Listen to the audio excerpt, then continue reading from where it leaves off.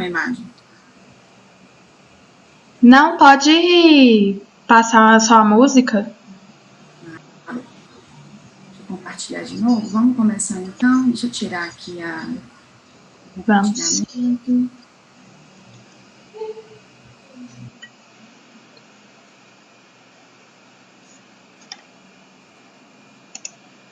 Bom, então vamos lá. Bom dia, gente. Bom dia, Carol. Bom dia, gente. Bom, então, a Traço está propondo essa série de eventos, né, chamada do Traço à Rede, Tecendo a Psicanálise no SUS, para a gente falar sobre a rede de saúde em BH, na interrupção com a psicanálise. E aí, nesse sentido, o evento de hoje, né, intitulado do Traço à Rede, Articulações com Consultório de Rua, tem como proposta falar sobre como funciona o consultório de rua e, a partir desse serviço, escutar o que ele nos conta sobre o restante da rede no seu papel de articulador. Nossa convidada é a Ana Carolina, assistente social graduada pela PUC Minas, especialista em urgência e trauma pelo Hospital Odilon Berens, mestranda no programa de promoção de saúde e prevenção de violência na FMG, assistente social no CERSAB Barreiro e antiga trabalhadora do consultório de rua de BH. Muito obrigada, Carol, por ter aceitado o nosso convite, pela sua disponibilidade. Bom, vou estar aqui, né, mediando essa conversa com a Carol. Meu nome é Marina, eu sou psicóloga formada pelo FMG, membro da Traço, e atualmente eu sou residente no programa de residência multiprofissional em saúde mental no Instituto Raul Soares. A gente vai ter um momento para perguntas no final, né, da conversa. E aí a Milene e a Ana Paula, que são membros da Traço, graduandas em psicologia pela FMG e o FSJ respectivamente, vão nos ajudar aí com as perguntas. Bom, vou compartilhar aqui, Carol, a música, né, para a gente poder começar. Você quer falar um pouquinho sobre essa música que você está trazendo? Oi, gente, bom dia. Primeiramente, eu gostaria de agradecer pelo convite. Fico muito agradecida mesmo de estar aqui falando sobre o consultório de rua. Primeiramente, né, assim, Marina fez toda uma apresentação minha, mas a minha trajetória com o consultório de rua, ela começa na residência, quando eu conheço o equipamento, e eu fiz os movimentos, assim, porque minha residência era de urgência, e o consultório de rua está ligado à saúde mental, então não tinha como passar. E aí eu tinha muito interesse de conhecer e acabei conseguindo, né, com a coordenação lá. E me apaixonei mesmo, assim, pelo equipamento, pelos profissionais, pelos usuários. E aí, quando eu termino a residência, eu consigo ingressar no equipamento. E eu fiquei 1 ano e 7 meses no consultório de rua, trabalhando como assistente social. E aí, eu escolhi essa música para a gente começar, que é uma música que fala muito sobre esse olhar do outro e de que estamos sempre aprendendo com o outro, que sabemos muito pouco, né? Acho que a primeira coisa que eu entro no consultório de rua e me deparo é com isso. Eu não sei nada e fui aprendendo muito com usuários, fui aprendendo muito com a equipe. E é isso, queria passar essa música para vocês.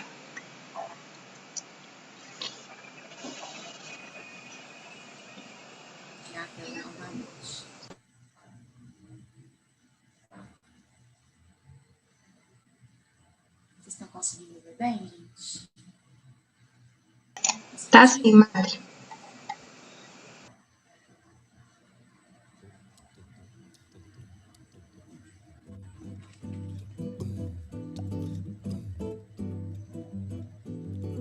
Tô bem de baixo pra poder subir, tô bem de cima pra poder cair, tô dividindo pra poder sobrar, desperdiçando pra poder faltar, devagarinho pra poder caber, bem de leve pra não perdoar.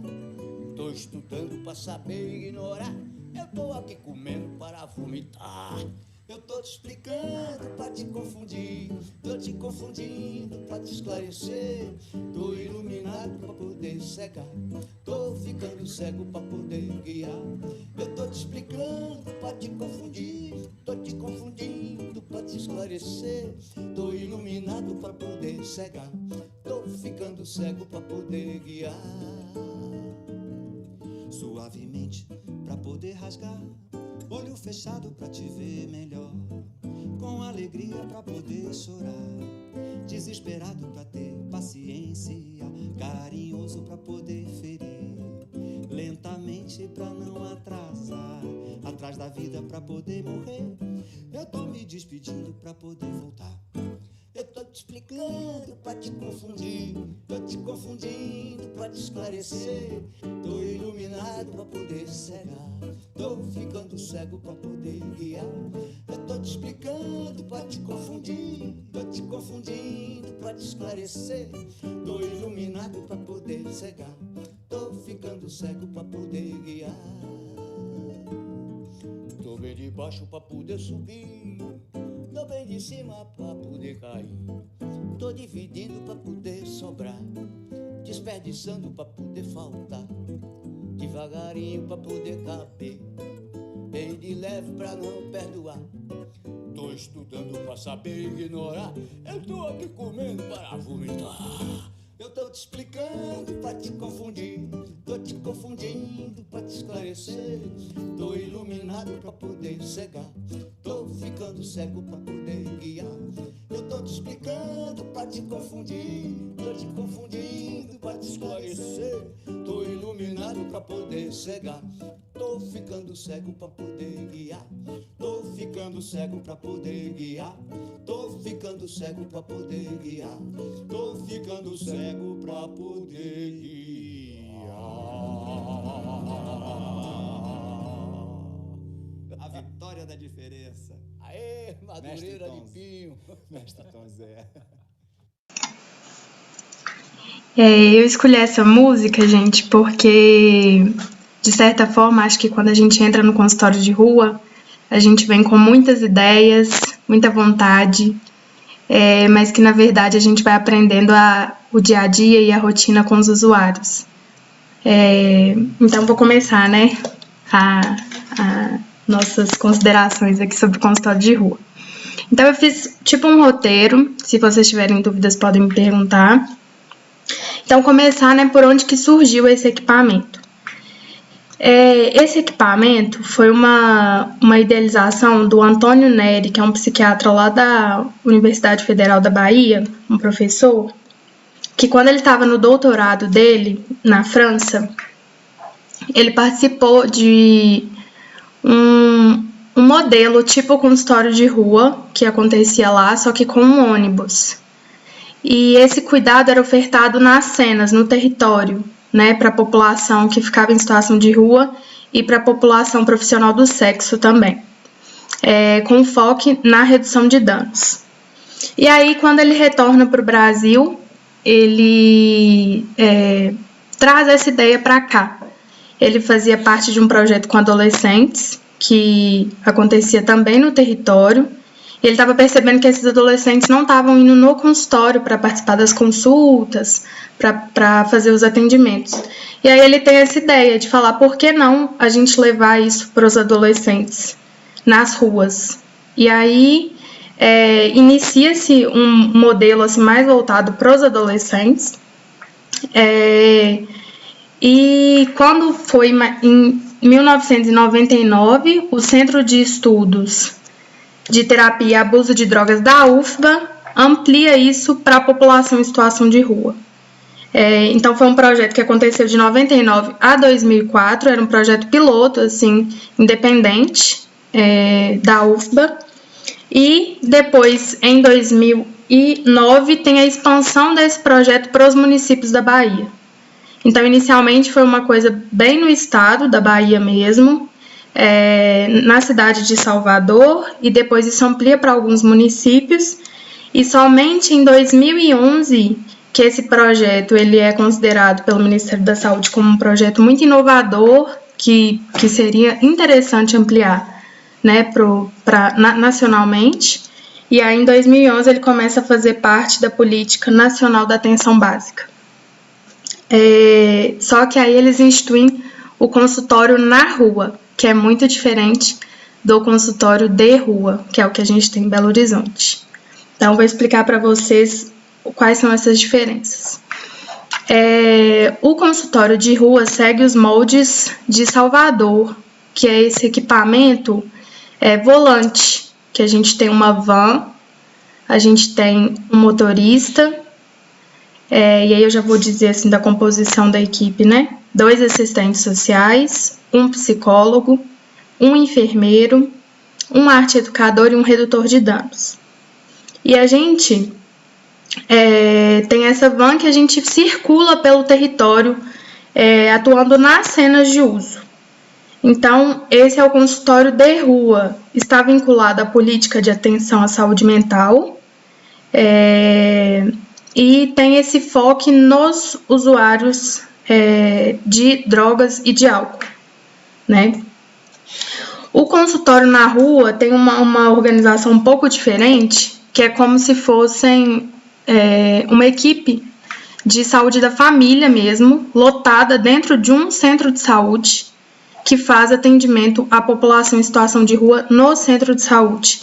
Tem a van como um suporte ali para situações que precisam de ir no território, de ir em algum lugar, mas é prioritário essa atuação fixa, né? Assim, dentro de um centro de saúde mesmo. E aí tem essa diferenciação de consultório na rua e de consultório de rua. Eu não sei se ficou claro de que um atende num lugar fixo com o apoio da van, né? E o outro a gente só tem a van, que é a experiência que eu vou contar para vocês, né? Oi. Sobre as diferenças, o que você percebe, né, sobre os resultados de cada tipo os impactos, né, de cada tipo de prática, comparando o consultório na rua com o consultório de rua? Então, eu nunca participei, né, do consultório na rua, mas para mim é uma estratégia que está ligada à atenção primária, que fortalece muito esse usuário com o centro de saúde, que é um dos nossos desejos, mas que também, eu acho que os dois têm pontos positivos e negativos, vamos dizer assim, né? Um vai fixar no centro de saúde com esse suporte da van, então vão ter as duas ações, o que eu acho que é muito bom do ponto de vista de aproximar esse usuário com a atenção primária, né? Porque tem várias demandas ali, que aí eu já vou dizer da nossa experiência dentro da van, que a gente não consegue atender no território. E muitas vezes a gente também não consegue levar esse usuário até o centro de saúde. Então fica naquele impasse, assim, da gente prestar um cuidado, saber que aquele usuário está num momento frágil, que precisa de um cuidado que a gente não consegue fazer na rua, mas que muitas vezes eles se recusam a ir, eles falam, não, hoje não, depois outro dia vocês voltam e aí eu vou. Então, assim, eu acho que os dois têm pontos que são muito importantes, porque eu acho que uma diferença, assim, que a gente pode considerar que é muito válida, é que a gente que está indo até eles, né, o consultório de rua, quando a gente está entrando nas cenas, né, não é eles que estão indo até a gente no centro de saúde. Então, acho que isso é um ponto, assim, que baliza muito como que vai ser a nossa inserção no território, como que a gente vai trabalhar esse desejo desse usuário, porque é a gente que está chegando, então a gente quer esse intruso na cena, né? É ao contrário, por exemplo, de quando esse usuário procura o centro de saúde já com uma demanda pronta. Então, acho que os dois, assim, têm muitos pontos positivos, mas se fosse pensar de fortalecimento de rede, de cuidado para esse usuário, né, a gente teria que fortalecer a atenção primária, com certeza, assim.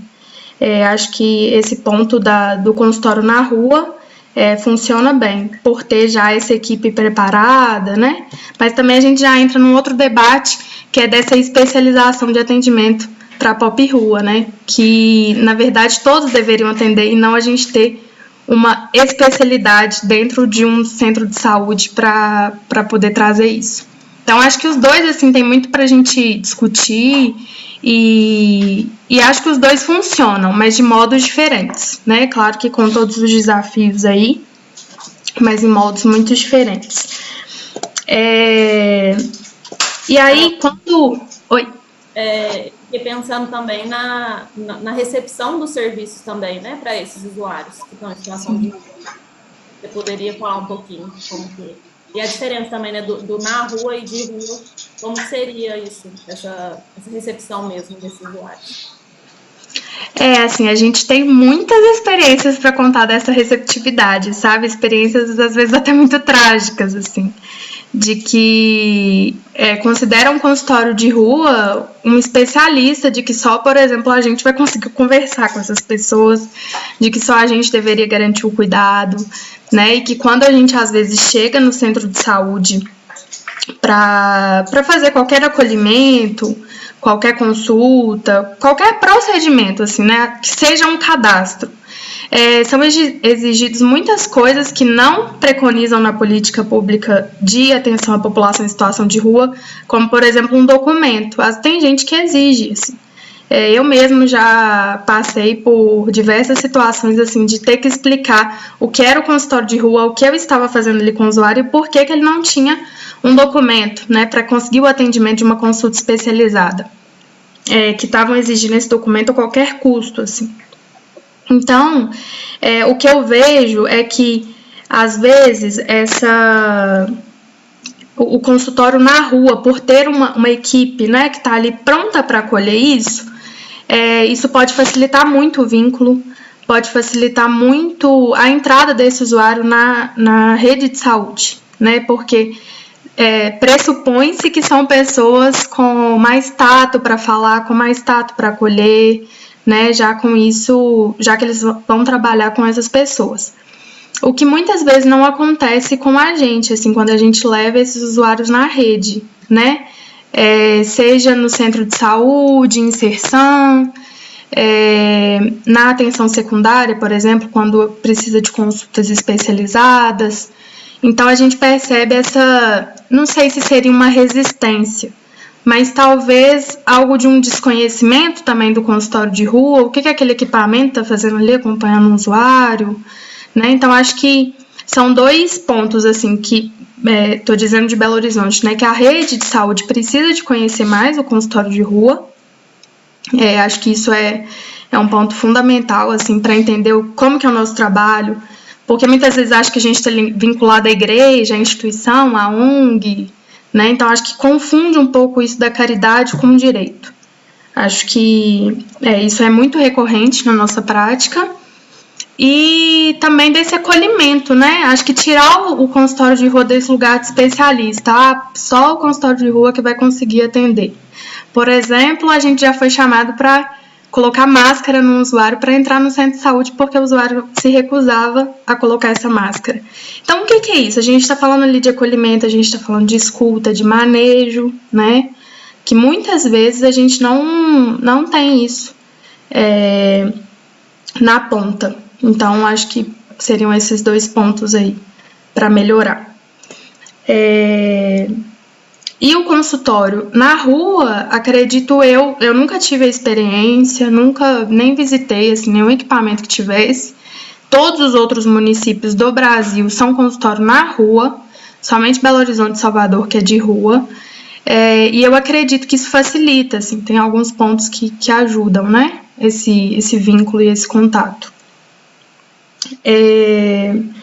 E aí, assim, acho que um ponto que a gente não pode deixar de dizer é da estratégia que a gente trabalha na rua, né? Que vai ser com a redução de danos. E o que é a redução de danos? Eu tenho um vídeo de um usuário que a gente acompanha, que eu gostaria de passar, só para a gente fazer essa discussão. Acho que é esse aqui. Vocês estão vendo minha tela? Sim. Sim, abriu. Vocês estão vendo o vídeo? Estão vendo o vídeo? Então tá, então eu vou passar um vídeo curtinho, tá?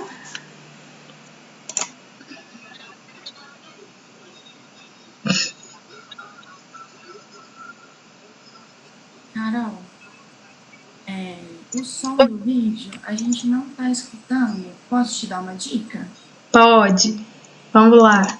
Peraí. Interrompe esse compartilhamento E aí, quando você for compartilhar de novo, seleciona uma caixinha lá embaixo que vai estar assim, compartilhar o som.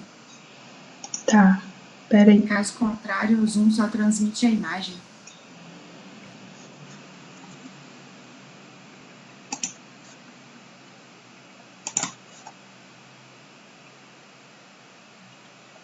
Vocês estão me ouvindo? Estamos. É porque pra mim aqui ficou tudo preto, peraí.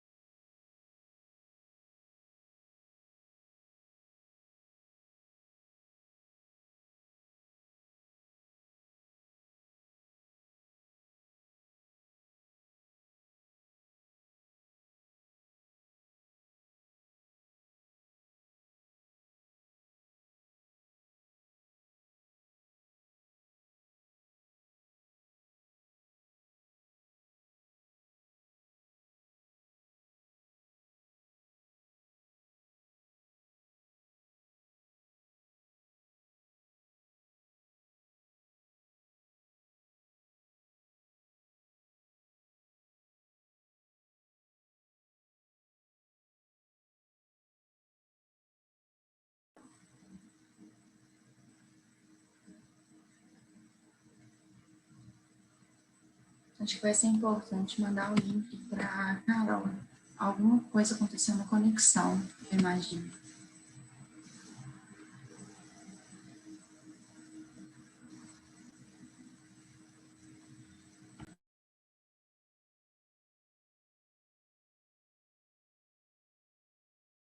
Liberei ela aqui de novo.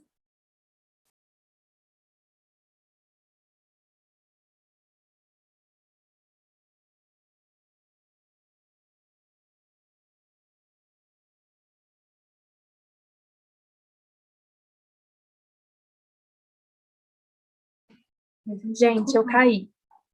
Voltei. Minha irmã vai me ajudar aqui, mas vou ir falando enquanto isso, só para a gente não perder tempo. Se der, a gente passa, tá? Mas vamos lá. Então, eu estava falando, Posso te perguntar um pouquinho assim, sobre a organização do consultório de rua em BH? Antes da gente falar um pouquinho da redução de danos, assim. Em BH, quais territórios, assim, né? Em quais territórios o consultório de rua está presente? Você percebeu assim, alguma diferença entre os territórios? Há alguma especificidade? Né? Como que a especificidade de cada território impacta assim, no trabalho? Quantas equipes no total são? Ótimo, Mari, muito bom. Acaba que a gente vai empolgando, eu vou atropelando. Mas vamos lá. Então, o consultório de rua de Belo Horizonte, como eu disse, tem aquela formação, né, da equipe, e a gente atua em 4 regionais, sendo que a Regional Oeste, que era onde eu trabalhava, a gente atuava em 2, que era Oeste Barreiro, e a Regional Norte atua na Nordeste e Norte. Então, ao total, são 4 equipes, mas que atendem, de certa forma, 6 regionais. E aí, essas equipes, elas são desde 2012, né? Primeiro, inicialmente, começou com a Centro-Sul, depois com a Noroeste, foi mais ou menos na mesma época, concomitante a isso. E concomitante a essas 2 equipes, e... peraí, rapidinho, gente.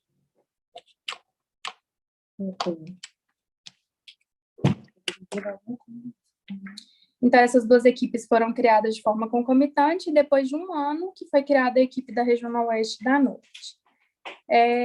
Eu não atuei em nenhuma outra equipe, mas eu sei que cada uma tem coisas muito específicas, né? Assim, dessa dinâmica do território, da gente entender quanto que a gente pode entrar, quanto que a gente não pode, das próprias oficinas de arte, como que é isso, do vínculo com o centro de saúde. Cada equipe tem um funcionamento. Assim. Eu nunca passei por outra, mas posso dizer da equipe que atendia a Oeste e o Barreiro.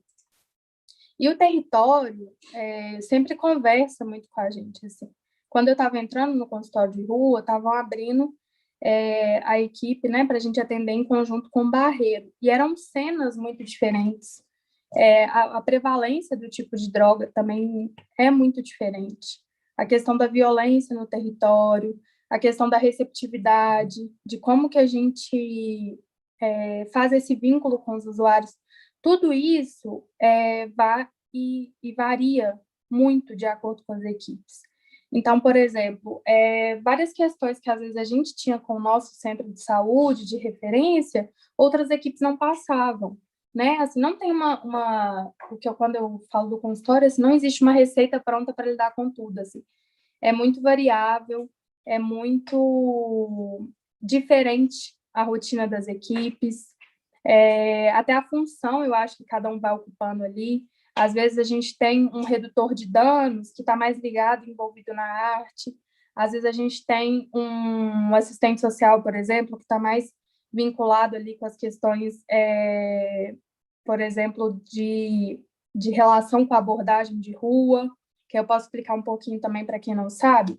A gente tem tipo um consultório de rua da política de assistência, né, que chama abordagem de rua. Então, é uma equipe também que atua, só que essa equipe ela tem todas as regionais, então ela cobre as 9 regionais de Belo Horizonte, e ela tem essa atuação durante a parte da manhã, tarde e noite. Então, é uma equipe mais robusta, né? E que ela atende toda a população em situação de rua, não é específico para essa questão das cenas de uso. Hoje, eu vejo que já, né, com a atual gestão, já tem uma diferenciação, assim, de como que as equipes estão se organizando. Hoje a gente não tem mais muito esse foco de atender somente as cenas de uso, somente pessoas que fazem uso prejudicial de álcool e outras drogas. A gente tem também o atendimento à população em situação de rua, isso está se ampliando, isso está sendo construído, né? Então, o que eu vejo, assim, é que cada equipe vai ter um modo de funcionar, e aí, assim, dizendo de coisas bem da nossa rotina mesmo, era assim, na sexta a gente tinha reunião de equipe, então a gente ia definir a agenda da próxima semana. Mas essa agenda, ela tem que ser muito flexível.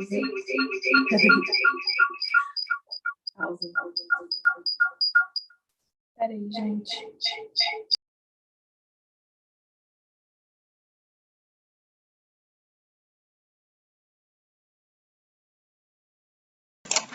Desculpa, gente, essas falhas técnicas. Ai, como que... Peraí, Fabi. Pronto. Então, o que eu tava falando, né? Até me perdi um pouco aqui, mas a questão, assim, de como que esse território conversa muito, né, com a gente, assim. Como que, na nossa atuação, o território ele é fundamental, porque a gente está fazendo uma prática no território. Então, a gente conhecer o território, tem vezes que a gente tem que conversar com os líderes comunitários, com essa questão do tráfico, que é muito forte nas cenas de uso, né, para eles entenderem o nosso trabalho, para eles permitirem que o nosso trabalho aconteça. Então, por exemplo, quando a gente foi abrir campo no Barreiro, foi necessário essa conversa com os líderes para dizer, olha, nós somos da saúde, né, não está ligado a nenhuma ONG, nenhuma igreja, para que eles entendam também qual que é o nosso papel ali dentro, né, que para a população é importante, mas também para diferencial. A gente está atendendo pessoas em situação de rua. Então, acho que o território assim, é fundamental a gente conhecer os equipamentos, conhecer as lideranças comunitárias, que eu acho que é algo que tem que ser fortalecido mesmo, assim. Eu não sei se eu te respondi, Mari, se era isso. Com certeza.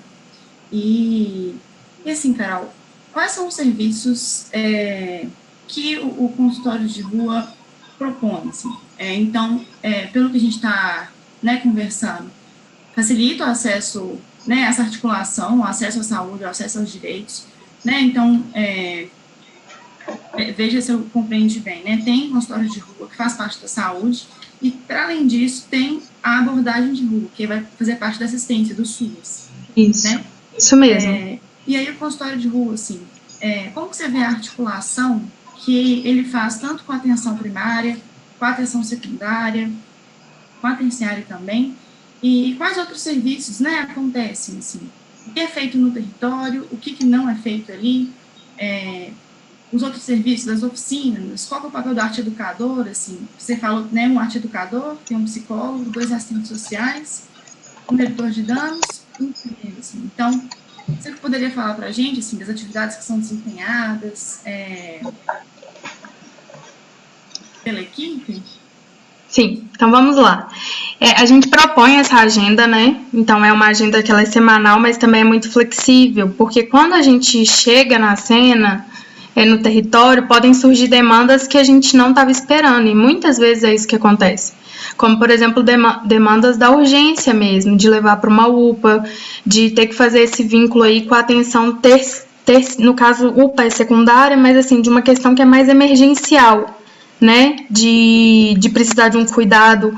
A gente já encontrou usuários com síndrome de abstinência, corte, tiro na perna, várias coisas assim que na hora que você chega que você se depara com aquilo.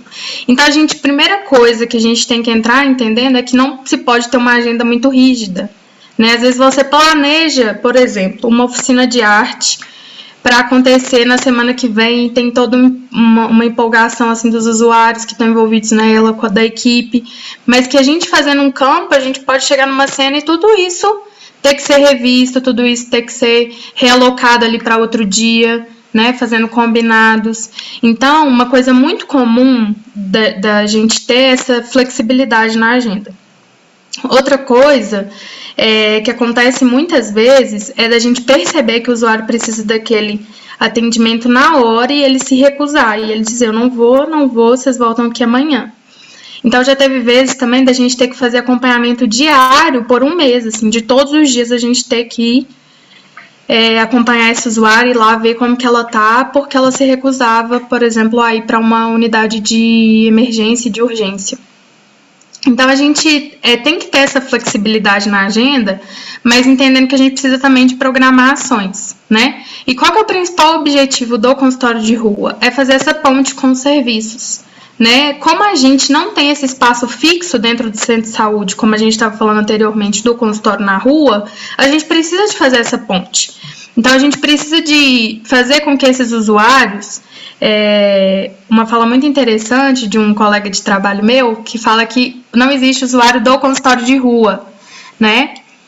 Existe um usuário que é do SUS, existe um usuário que é dos serviços mesmo.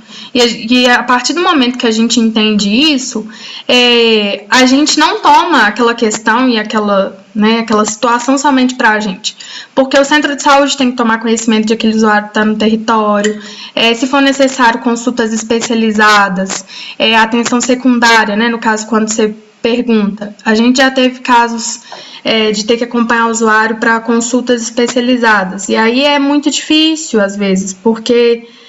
que não tem muito essa lógica da atenção primária, de acolher, de conhecer o usuário, é muito breve, né, a passagem dele por ali, é uma consulta especializada e pronto, Então, não tem muito essa questão do vínculo, então até a gente explicar o que era o consultório de rua, que essa pessoa estava sem documento, que não tinha documento, né, assim, foi mais tempo para eu articular isso do que pela própria consulta, assim, quando a gente chegou no equipamento.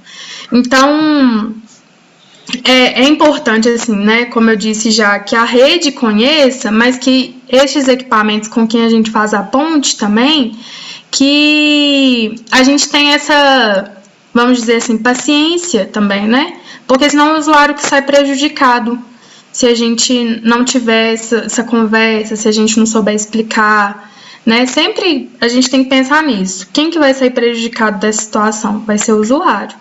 Né? Então, acho que quando a gente vai para campo, faz essas articulações, porque, por exemplo, para a gente ter uma consulta especializada, são tempos de articulação. Primeiro passa pelo centro de saúde, e aí o nosso telefone que fica como referência, então é a gente que recebe a notícia de qual dia que ele vai ter essa consulta especializada. Então precisa dessa organização da equipe, junto com os equipamentos, né, que o próprio consultório de rua nos oferece, que é o telefone corporativo, por exemplo, que ele se torna referência para muitos usuários, o telefone da equipe, né, que eles podem ter contato com a gente, que a rede tem contato com a gente. Então, outro ponto também, entrou uma pessoa sem identificação, por exemplo, no hospital. E muitas vezes eles acionam o consultório de rua para saber se aquele usuário é acompanhado pela gente, se tem alguma notícia. E isso acontece, assim, é uma rede que, de certa forma, ao mesmo tempo que muitos equipamentos não conhecem, outros acionam a gente muito para isso, assim, também, para identificar os usuários, para fazer busca ativa. Muitas vezes a gente faz isso, assim, tentar identificar o usuário X que precisa de responder a um processo judicial. Eles acionam o consultório de rua. E essa... É um cuidado integral, né, ao usuário. Super. E de muitas políticas, assim, Maria, eu citei assistência porque é a que a gente atua de forma mais direta, né, assim, com a questão de documentação, com a questão de repúblicas, que aí está mais vinculado à alta complexidade da assistência, que são quando as pessoas, né, no caso, as pessoas em situação de rua já romperam vínculos, então não tem para onde elas irem. Então, a assistência vai trabalhar muito com essa lógica do abrigo, ou das repúblicas, dos benefícios sociais, do Centro POP, que é o Centro POP de referência para a população em situação de rua, para alimentação, para banho, para lavar roupa, para ter ali um espaço como se fosse uma casa de passagem, vamos dizer assim. Então, a política de assistência é a que a gente atua mais diretamente. Mas a gente atua, assim, em participação com diversas.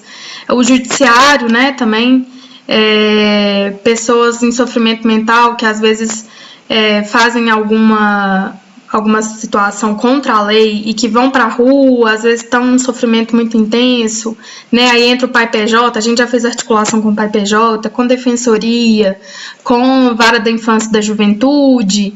São muitas situações, assim, que a gente se depara na prática, que agora eu não vou conseguir falar todas, mas que a gente tem que fazer muita articulação. Eu acho que o nosso trabalho, assim, principal é essa ponte com os serviços, essa ponte do usuário para que ele não só conheça os seus direitos, mas que também acesse, né, assim, porque eu acho que a gente também auxilia um pouco isso, dele conhecer os direitos dele e acessar. Muitas vezes a gente vai junto, a gente tem essa companhia, vamos dizer assim, né, e aí é muito interessante que com a pandemia isso tem um desdobramento assim para os usuários, né? Porque a gente não poderia mais transportá-los na van. Então isso tem um impacto assim no vínculo, na nossa própria rotina de trabalho, porque se antes a gente poderia combinar consulta para levar em conjunto, Sersan, todo mundo sabe, né? O que é Sersan? Se tiver dúvida, tá, gente? Pode falar. Que basicamente, né, essa rede de saúde mental, onde a gente também está inserido, né, a gente hoje está inserido na rede de saúde mental. Então, essa ponte, assim, na pandemia ficou muito frágil, porque a gente não podia colocar eles dentro da van, né, teve várias notas técnicas aí suspendendo atividade coletiva, qualquer contato mais próximo, e até que os usuários entendessem isso, assim, foi muito difícil para eles, porque eles falavam, tia, isso não pega em mim, você não vai me dar um abraço hoje eu não tô doente, eu não tenho essa doença. Teve equipes também, né, que iam com os capotes de proteção, então isso assim, a gente perde um pouco do vínculo quando essa questão da imagem, né, do olhar, do afeto, que é muito importante no consultório de rua. Eles se direcionam para a gente assim, com muito amor, com um abraço. Acho que essa questão assim, da gente criar momentos, né, dessa suspensão dessa realidade tão doida e maluca, né, assim, de como um passeio na cidade, né, que você tá ali, a pessoa nunca passou por isso, nunca teve a oportunidade de fazer isso, ou há muito tempo não faz, né? A gente cria uma relação ali daquilo sempre retornar nos atendimentos. Então, por exemplo, uma vez a gente foi comer um sanduíche como usuária, e aí aquilo ficou marcado, assim, era uma coisa que para a gente era tão simples, né, tão do cotidiano, assim, comer um sanduíche, mas que para ela foi o auge. Então ela sempre nos atendimentos, que dia que a gente vai voltar a comer aquele sanduíche? Que dia que a gente vai voltar? Sempre isso retornava nos atendimentos, né? Então quando a gente cria esses elementos assim, de circular pela cidade, de ir em teatro, de ir em exposição de arte, dos próprios eventos do consultório de rua, como o colóquio, né, que a gente pega a van e também eles participam do evento. Todas essas situações, e no cinema, às vezes nunca foram, né, no cinema.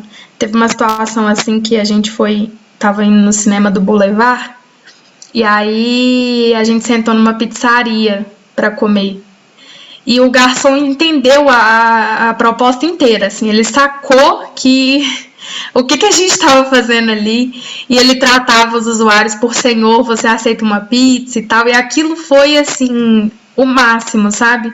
Porque, de fato, quando a gente entra nesses lugares, né, que é uma população que não está acostumada a circular, os olhares, os preconceitos, né, é uma relação, assim, um pouco difícil para a gente também que está na equipe. Às vezes são maltratados. Então, quando a gente tem essas situações, né, que a pessoa entende e saca ali o que a gente está fazendo, depois até perguntar, vocês são de igreja, né, porque eu acho que tem muito essa questão, assim, de que confunde um pouco com a caridade, confunde com essa questão da benevolência, né, pessoas muito boazinhas que estão ali ajudando as pessoas em situação de rua. Eu acho que tem esse ponto, assim, a caridade sempre vai perpassar, não só... acho que tudo, né, que a gente faz nesse sentido de garantir direitos, que a outros olhos ajuda, vai ser visto com esses olhos mesmo. Então é necessário também a gente dizer, não, é o serviço do SUS, né? Acho que quando a gente localiza isso para as pessoas é muito interessante, assim, até de fortalecimento da política mesmo, de entender onde que o SUS está ocupando esses lugares, né? E aí eu vejo que um ponto assim, muito importante que a gente ainda não chegou de falar sobre a arte, né? A arte é fundamental, assim, não tem a pupila dos olhos do consultório de rua, porque se a gente for olhar essa questão da assistente social, do psicólogo, do enfermeiro, a gente vai encontrar isso no centro de saúde, a gente vai encontrar isso em qualquer serviço de saúde, né? E o arte educador e o redutor de danos, não. Então, a arte educação, ela vem muito para provocar esses intervalos, assim, né? Eu ainda não falei, mas, assim, a nossa rotina, para além de ir na Senajuso, a gente dar insumos de redução de danos. E o que é isso? Né? O que é a redução de danos? Que acabou que eu não falei também. A redução de danos, e aí se der depois eu vou passar o vídeo, mas acho melhor nem tentar mais, porque deu muita confusão. Mas a redução de danos, ela é uma ética de cuidado, né? Apesar de existir a política que vai regulamentar isso, quer dizer que não necessariamente a gente tem que investir na lógica da abstinência das drogas, mas reduzir, né, que seja a droga ou substituir por uma droga menos nociva, a redução de danos, ela é uma ética de cuidado. Então, esse vídeo que eu ia passar era o usuário falando que a redução de danos para ele é retirar, ir reduzindo tudo que faz mal para a vida dele. E literalmente é isso, assim, ele conseguiu entender o que é a redução de danos como ética de cuidado, não somente com relação às drogas, porque a redução de danos, ela chega no Brasil mais ou menos na década de 90, um precursor, assim, ao Domiciano, que inclusive trabalhou muito em Belo Horizonte, e ele vem com essa política a partir das drogas injetáveis, com o surto de HIV que estava rolando. Então, o compartilhamento de seringas causou o surto, então o que eles fizeram? A redução de danos veio para colocar e dar para cada indivíduo uma seringa para ele fazer o uso de drogas. Então, inicialmente, isso começa com o uso de drogas injetáveis e depois se amplia para as outras drogas, né? E aí o que a gente vai criar e o que a gente vai entender como redução de danos hoje é uma ética ampliada, uma ética de cuidado mesmo. E aí a gente pode ampliar para tudo não só na nossa vida, mas principalmente, né, na nossa atuação no que está ligado ali à questão da droga. Então, um exemplo, assim, a questão da gente distribuir água, né? Às vezes o usuário está muito intoxicado, está ali virado vários dias na cena de uso, sem fazer intervalo e sem beber água. Então, a gente vai distribuir água. A questão da paçoquinha. A paçoquinha, ela é basicamente amendoim e açúcar, né? Amendoim tem muitas vitaminas, é um alimento cheio de proteínas, e açúcar é glicose. Então, por que a gente distribui paçoquinha? Porque é esse alimento que é mais fácil, é mais compacto, e ali quando a pessoa está sem comer há 4, 5 dias, fazendo uso direto, né, sem esse intervalo, às vezes vai ser na nossa chegada e nessa pausa que vai acontecer esse intervalo de beber um copo d'água, comer uma paçoquinha. A gente dá muito pirulito, porque a pessoa quando está na fissura ou está nesse uso muito intenso, a questão aí eu acho que vocês vão saber explicar melhor que eu, da pulsão oral aí, essa coisa de ficar ali comendo, né, mastigando ou chupando mesmo um pirulito, né, o intervalo de tempo é maior. A gente distribui bala, distribui pipoca, distribui kit higiene. E aí esses insumos, eles vão variar também, Mari, de acordo com o território. Então, por exemplo, a gente não atendia muitos usuários de cocaína. Então, a gente não dava aquele insumo do sorinho para lavar o nariz. Mas muitas equipes que trabalham com usuários prioritários de cocaína vão distribuir esse insumo, né? Que é muito importante, assim, para as pessoas que estão fazendo esse uso mais intenso. Sobre esse intervalo que você falou, né? Parece que a própria presença da equipe faz um intervalo com o uso da droga, né? Assim, esses insumos, onde que a arte entra nesse intervalo? Né? Você poderia falar para a gente como que... você falou do consumo da arte, né? Do acesso à arte, do acesso à cultura, como que isso traz também a produção, né, de arte entra aí. Ótimo.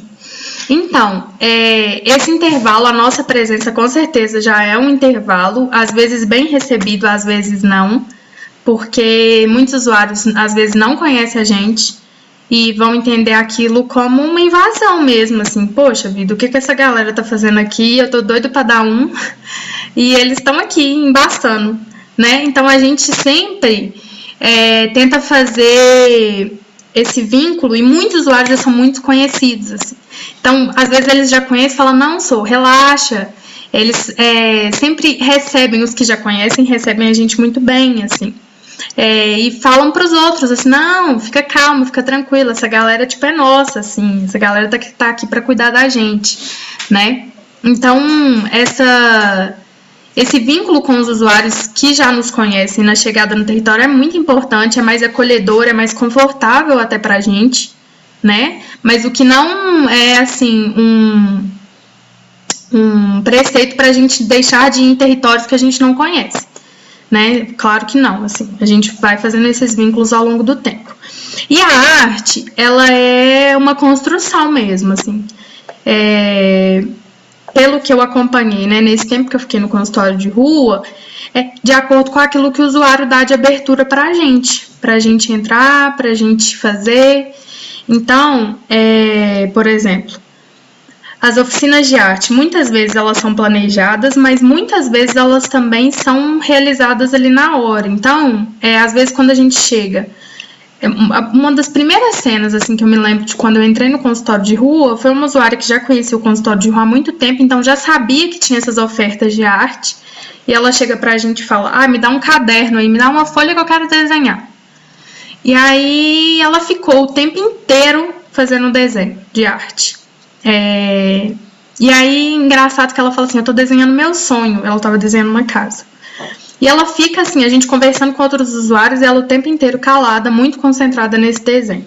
Então, o que eu aprendi assim, com a arte educadora da nossa equipe, é que não existe esse momento, assim, né, para chegar oferecendo arte. Eu acho que isso vai muito do que a gente ouve, do que a gente conversa com os usuários. Então, muitas têm essa questão do artesanato, de bordar, de fazer pano de prato.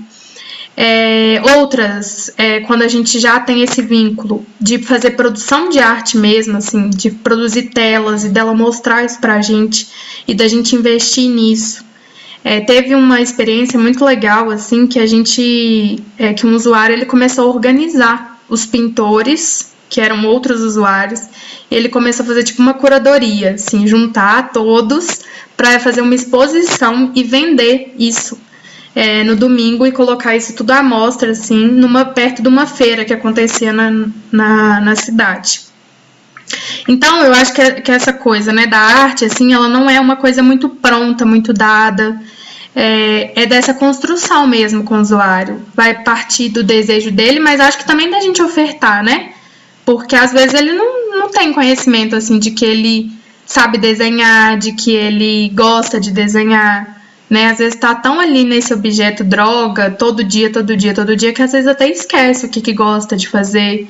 Muitos são pintores, e aí digo pintores, às vezes até da profissão mesmo, né? Quando a gente foi fazer uma atividade numa casa, né, de uso, um lá falou, não, isso aqui pra mim é fichinha, tipo, eu faço isso há muitos anos, né?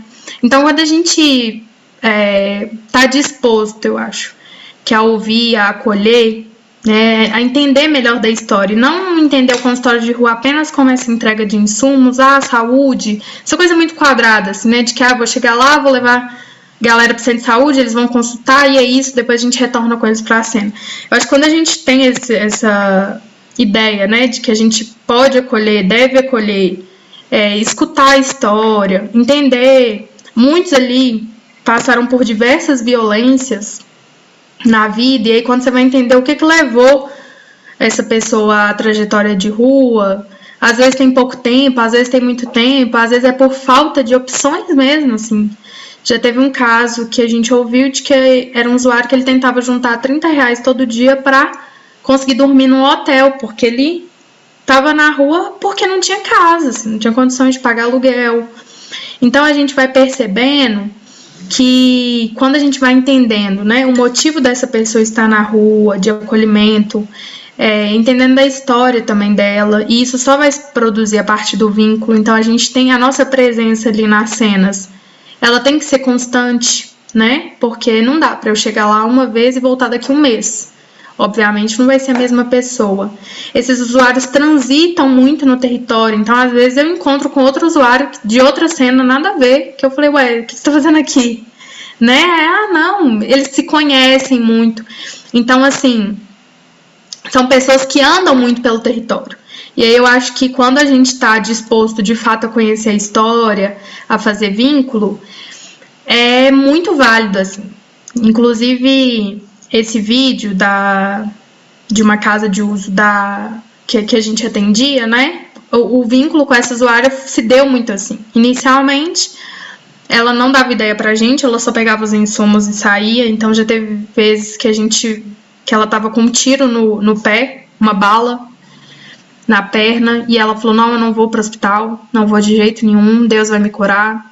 E é isso, assim, são essas cenas que a gente também tem que lidar com as nossas angústias, né? Porque você sabe que a pessoa precisa de um atendimento médico e ela se recusa, não tem como. Então é isso, a gente foi indo lá todos os dias, marcando, e aí ela falava que não ia, mas a gente estava lá, a nossa presença estava lá. Então, a partir disso, a gente começou a entender, ela amava pintar, ela pintava o quarto dela nessa casa de uso, produzia telas, produzia várias coisas com tinta que ela achava no lixo de reciclagem. E aí foi isso, assim, então a gente falou, a arte é uma entrada para esse caso, assim, né? É uma entrada importante. Carol, queria comentar, assim, porque além de muito bonito, é muito importante para a gente construir o cuidado em rede, né?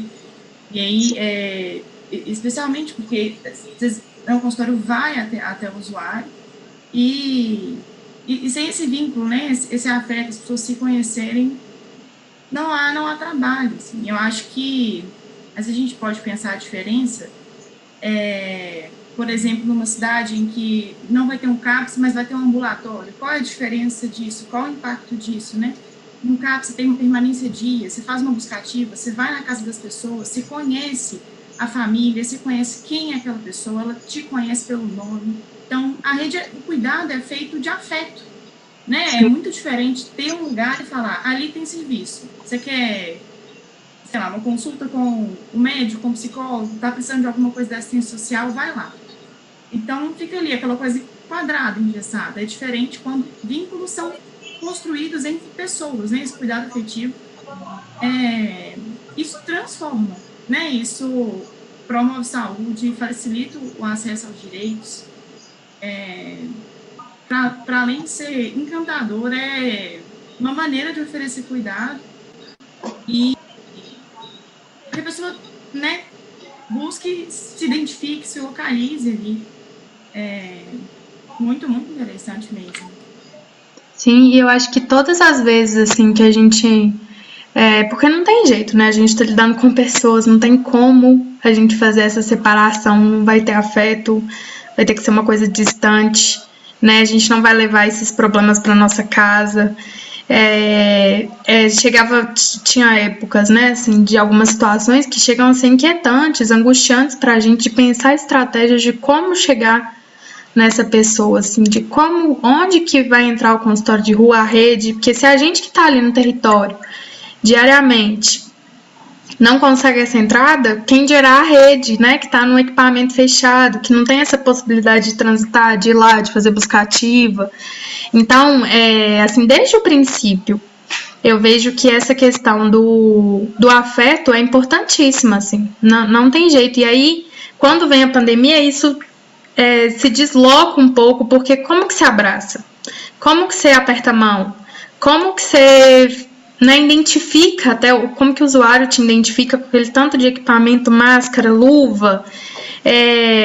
Assim, é muito complicado, muito difícil, principalmente quando a gente está dizendo desse vínculo que é criado na rua, que é feito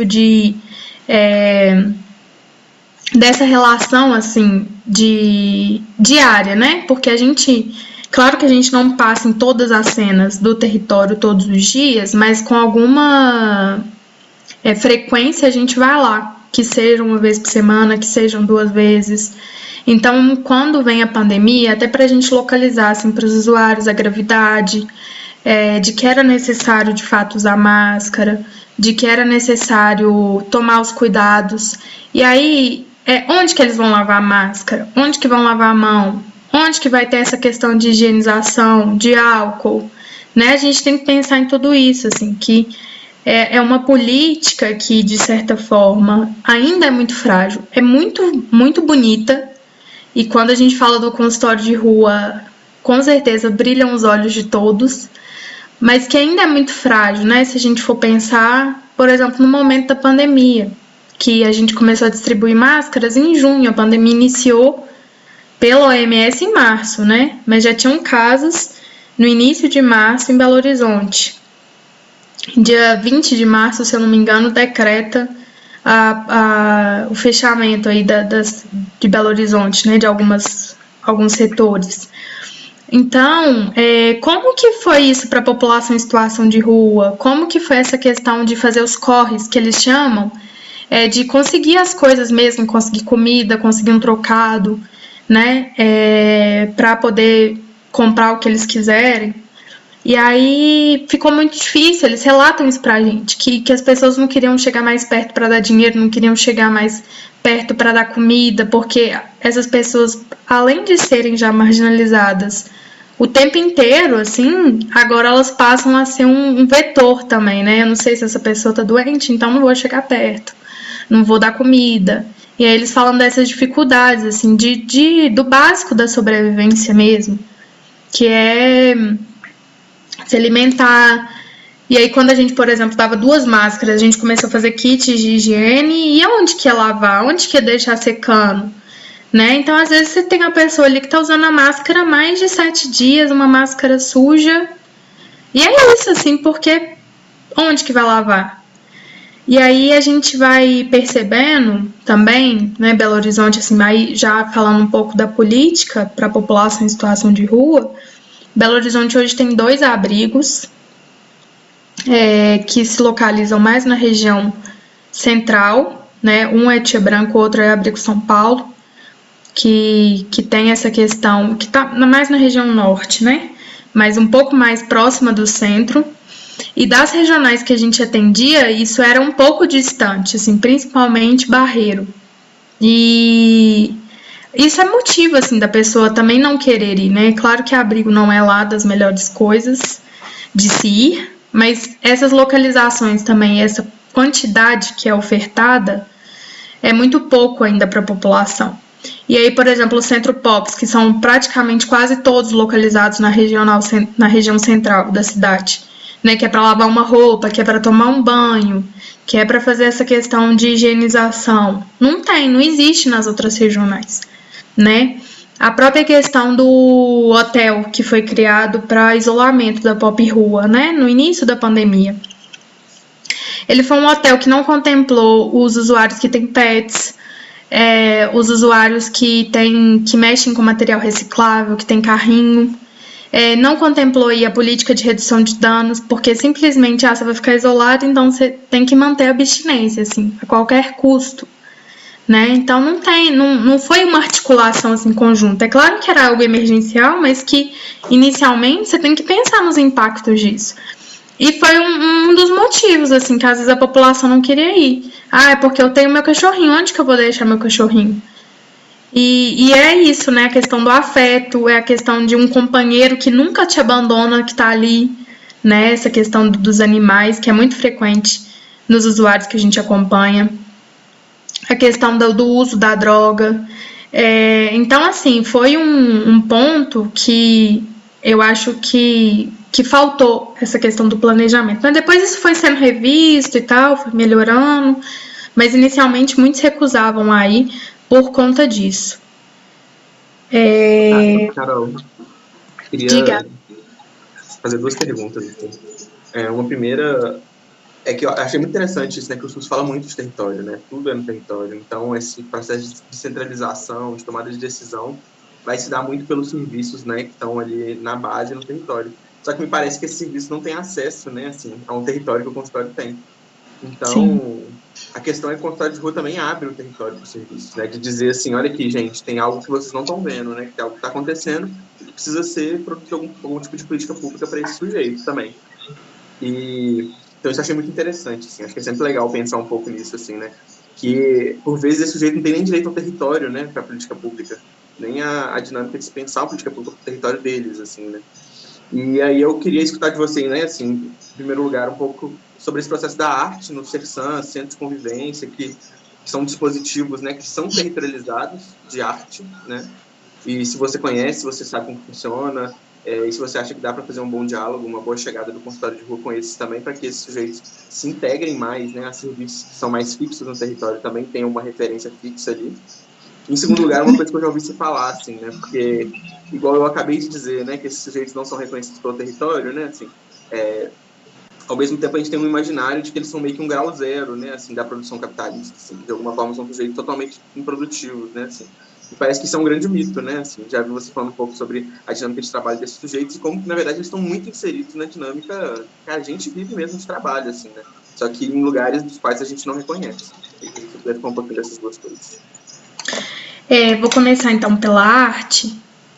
Com certeza, assim, eu acho, Haru, que o consultório de rua abre caminhos e portas aí para, inclusive, dizer, né, para atenção básica, olha, a gente está vendo X coisa ali e a gente precisa de vocês lá, né? Então, a gente acessa lugares e a gente acessa, inclusive guiado pelos usuários, né? Acho que isso é muito interessante, assim, quando a gente precisa de achar alguma coisa, a gente recorre aos usuários e eles vão nos guiando, assim, é ali, é aqui, e pra gente dizer isso pra atenção básica, assim. E a arte, assim, quando a gente faz essa ponte, né, do que a gente oferta e do que os usuários querem, com certeza eu vou dizer que é essa questão da arte, é a questão da circulação pela cidade, é o piquenique, é o cinema, tia, que dia que a gente vai lá de novo? E eu acho que essas demandas, né, como não existem na realidade deles, são demandas muito direcionadas para a gente. E que eu acho que a gente pode fazer mais ponte com a política de cultura, por exemplo, né? Com a Secretaria de Cultura, quer dizer. Porque eu acho que a gente ainda fica muito focado nesse quadradinho arte e saúde mental. Assim. Acho que a gente ainda está muito nessas produções que eu acho que a gente poderia ampliar um pouco mais, por exemplo, para as exposições que tem, fazer um contato, né, mais direto assim, com a Secretaria de Cultura, inclusive de ocupar esses espaços que essa população não chega e que ela não é bem vista. Com relação ao centro de convivência, eu não sei se todo mundo sabe o que é, mas é um dispositivo da RAPS, que Belo Horizonte sustenta isso pela prefeitura, né? Não são todas as cidades que têm. Muitas vezes os centros de convivência em outros municípios, em outros estados, eles são exercidos por ONGs, né? Belo Horizonte, eu acho que é meio inovador nisso, por sustentar isso enquanto equipamento da prefeitura, que tem em todas as regionais, né? E que é esse vínculo com o CERSAM, que é a unidade de tratamento para sofrimento mental, e da arte, né? Então, no centro de convivência, o foco vão ser só as oficinas. Vão ser essas oficinas de pintura, de costura, de jardinagem, de música. São muitas oficinas, assim, são muito arte-educadores. Eu não faço ideia, assim, mais ou menos de quantos sejam, mas eu chuto que seriam por volta assim, de uns 10 arte-educadores por centro de convivência, com várias especialidades. E aí você vai dizer de várias formas artísticas, né?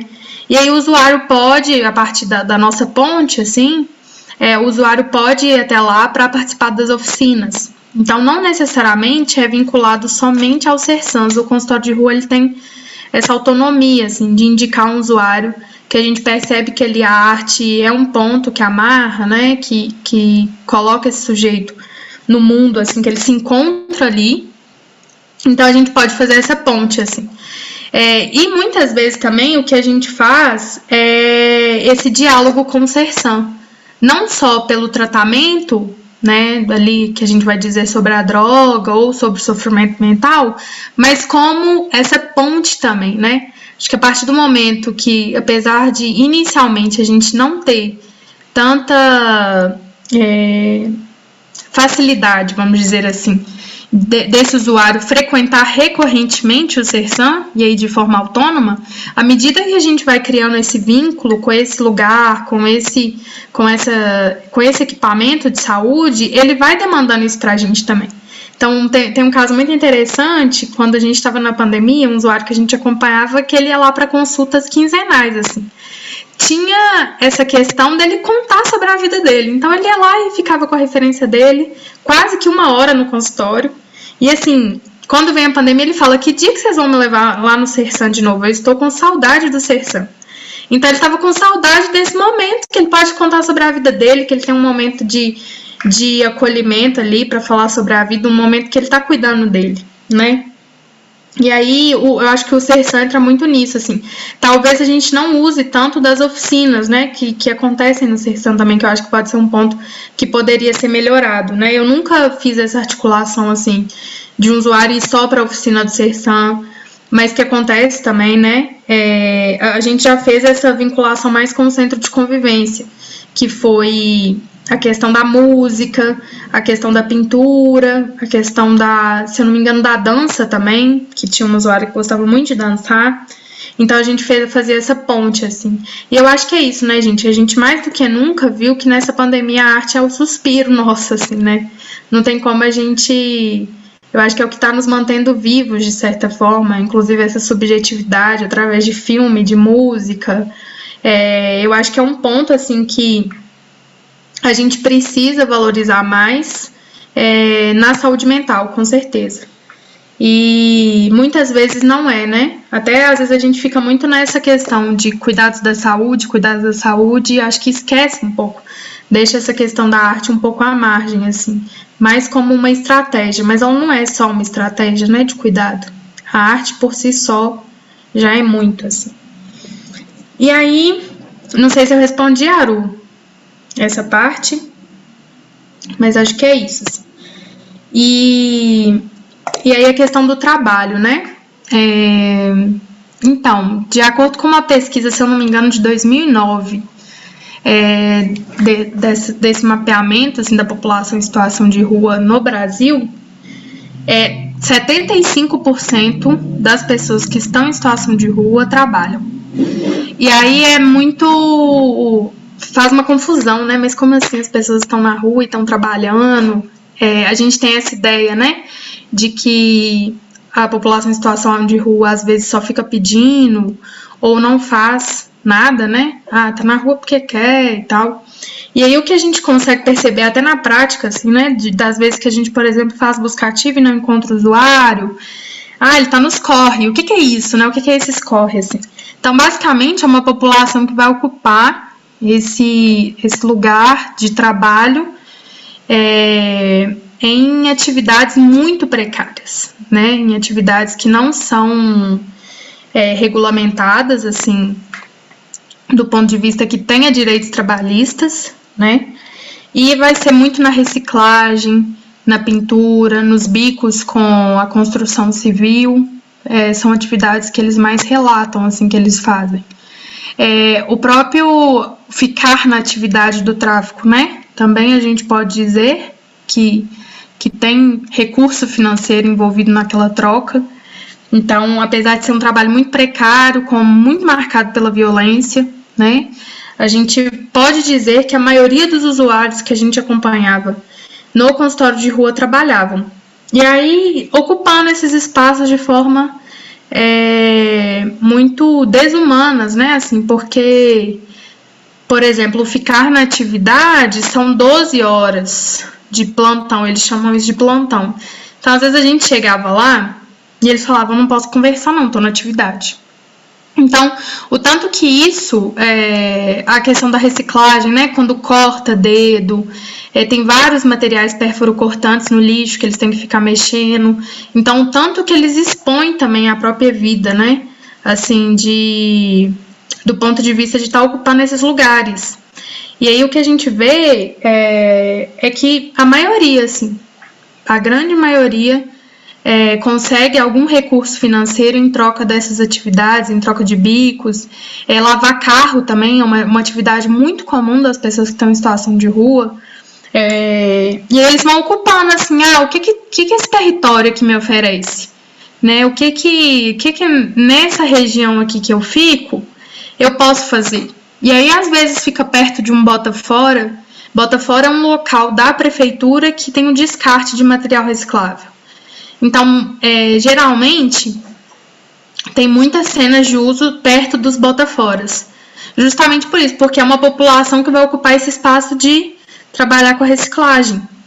E, ao mesmo tempo, tinham cenas que a gente atendia que era perto de uma região um pouco nobre, assim, vamos dizer, que os usuários ficavam lavando o carro. E essa questão de conseguir bicos como pedreiro, como pintor, é mais... assim, não é tão fixo, né? É mais aleatório, assim, os dias que eles conseguem, mas de fato são pessoas que têm essa questão do trabalho e que às vezes o trabalho é um ponto que organiza, né? É um ponto que fazer esses trabalhos informais é um ponto que organiza eles. Então, isso que o Aru falou é bem lembrado, assim, acaba que a gente não fala muito sobre isso, né? Mas de como que esse exército aí industrial de reserva vai ocupando esse lugar que de fato, parece que está predestinado para eles, né? Não tem uma política que vai dizer, a gente vai criar, apesar de que tem, né? Algumas associações, por exemplo, de catadores, mas isso ainda é muito invisível, né? Na nossa sociedade, assim. A gente não tem o hábito de fazer reciclagem, não tem o hábito de separar, né? Então, acho que tudo isso mostra para onde que isso vai chegar lá no final, né? É isso, Aru? Respondi? Com certeza. Obrigado, Carol.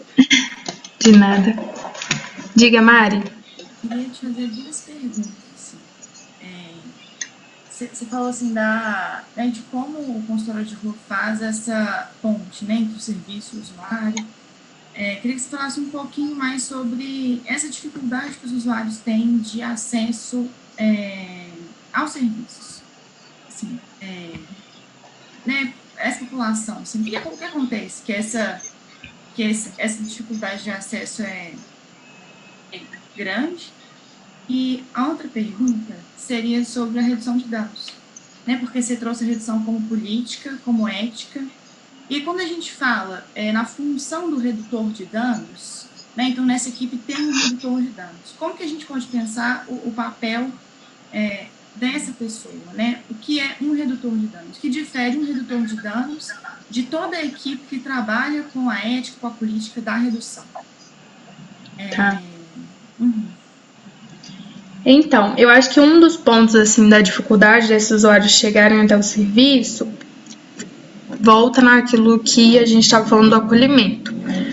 Muitas vezes, quando a gente oferta, vamos lá no centro de saúde, que eles vão te atender, eles falam, lá eu não vou. Lá eles me tratam mal. De jeito nenhum, não vou de jeito nenhum. A gente vai com você, eu só vou se for com vocês. Eu já cansei, assim, sabe? De fato, de ouvir isso, assim, eu só vou se for com vocês. Vocês vão comigo? Porque se vocês forem comigo, pelo menos lá eles estão me vendo, assim, né? Eu acho que essa questão do acolhimento dos usuários nos serviços de saúde é um ponto que precisa ser melhorado, assim, consideravelmente, sabe? Porque isso afasta, né? A pessoa já está ali numa situação de vulnerabilidade. Ela chega num lugar e ela é tratada mal. Ela é dada uma negativa para ela. Às vezes nem perguntou o que é. Você está sem documento? Não tem jeito de te atender, não. Nem explicou, assim. Várias vezes a gente já teve que fazer intervenções nesse sentido e com a gente foi difícil. Você pensa, a gente está ali representando o equipamento, somos profissionais e é difícil da gente manejar isso. Então, acho que eu fico pensando no usuário sozinho, assim, quase que impossível, né? E, de fato, não são serviços que acolhem da forma que deveriam. Acho que volta também um pouco nesse ponto da especialidade, né? O consultório de rua faz isso, então, tipo, o que você está fazendo aqui, né? E aí eu acho que já cabe, assim, Mari, uma crítica que eu acho que nós, enquanto consultório de rua, que atendemos nas cenas de uso e que nosso objetivo principal é fazer essa ponte, a quantidade de serviços que a gente oferta vai dizer muito se esse usuário vai chegar lá ou se ele vai ficar só com a gente. Por exemplo, a questão da ampliação da testagem, antes a gente fazia só testagem de sífilis, hoje a gente faz testagem de HIV e hepatite. Então, é aquilo, o usuário ele é diagnosticado, por exemplo, com sífilis, mas não tem como a gente fazer o tratamento dentro de uma van, levar bezetacil e aplicar lá no território, né? Isso ainda não cabe para a lógica. Então, quanto mais serviços a gente vai ofertando, a gente percebe isso, assim, a gente tem a lógica do diagnóstico, então eu dou o diagnóstico aqui, você está com sífilis. Tá, beleza. O que eu faço com isso? Aí você vai ter que ir no centro de saúde, mas será que esse usuário está chegando lá? Já é um serviço que não acolhe ele bem, ele já falou que ele não vai lá. E aí fica o diagnóstico pelo diagnóstico? Qual que é a estratégia nossa que a gente está criando para que esse usuário chegue lá? Aí é isso, é do acompanhamento, é de quase que pegar na mão e ir junto, né? É de lá, quando a gente está lá na lida diária, da gente ficar, entre aspas, brigando com os profissionais que estão no centro de saúde, olha, precisa de atender, né? Ele não tem como ficar esperando muito tempo, que é outro ponto, assim, também, que a gente chega e eles esquecem da gente lá, e assim, o usuário, às vezes, na fissura, tava no corre, cheio de coisa para fazer, e aí a gente tem que ficar manejando não só o usuário, como a equipe também, né? De ficar num jeitinho ali.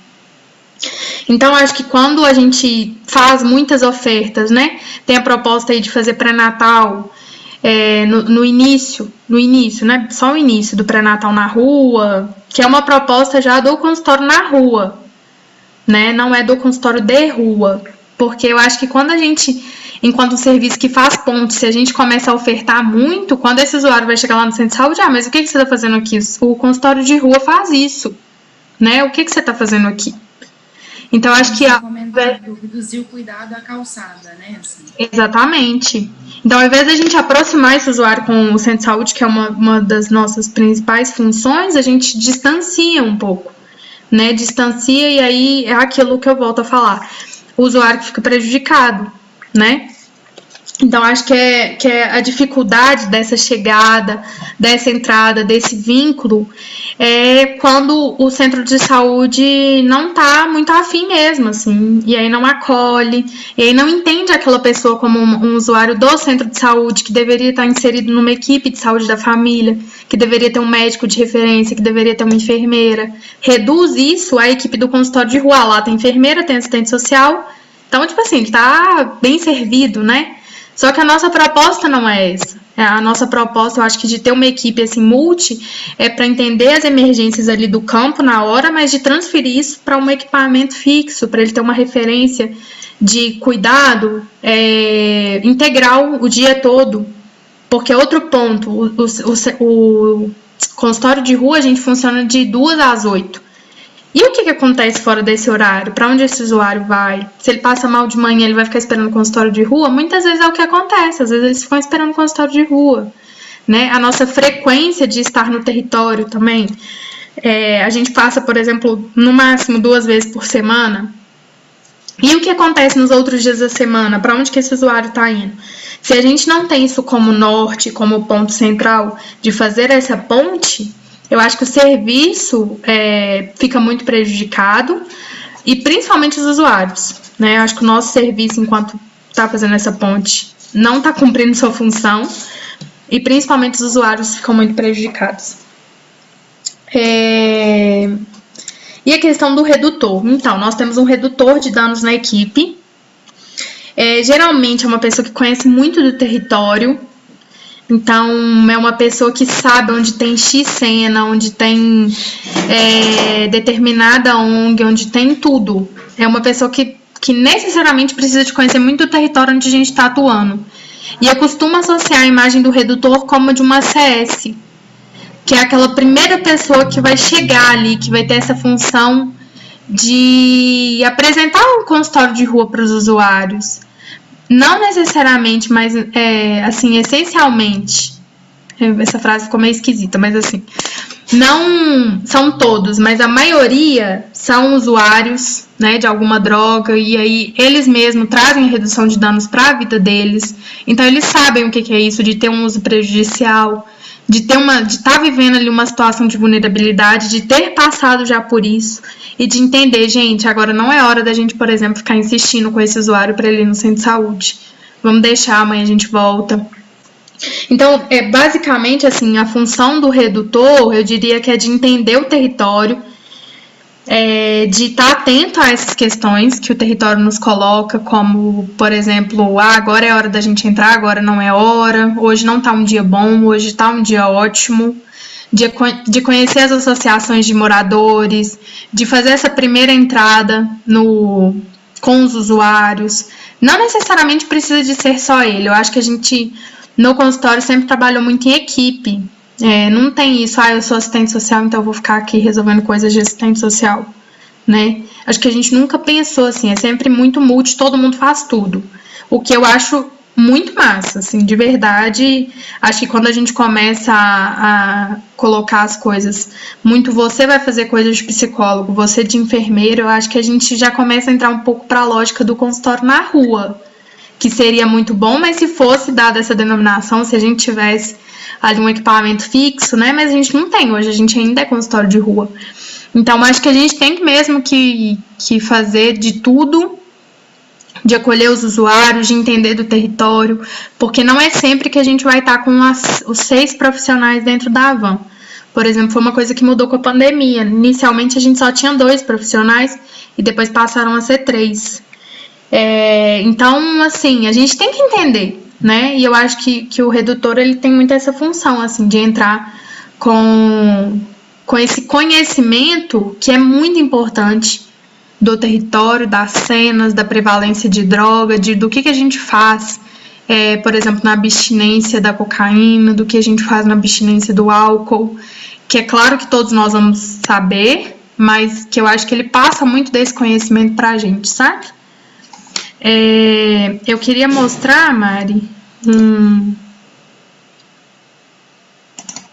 eu não sei se vai dar certo agora, mas não vou colocar vídeo, vou colocar só o PowerPoint, só pra gente mostrar umas imagens que eu acho que talvez fique mais É claro isso que eu tô dizendo, vocês estão vendo? Estamos. Então, esse daqui foi uma exposição que a gente foi fazer no Palácio das Artes. É um usuário que a gente acompanha, que acompanhava, né? Eu já saí do consultório. E é muito interessante, assim, que é um usuário que tem muito essa coisa da arte. Todas as atividades que a gente propunha fora do território, eu tô dizendo todas que a gente propunha para ele, ele ia. Podia ser qualquer coisa. E aí é interessante que essa exposição tinha vários filmes, né, brasileiros. E aí ele andando lá dentro do Palácio das Artes, e aí eu fiz essas fotos, assim. Bem legal.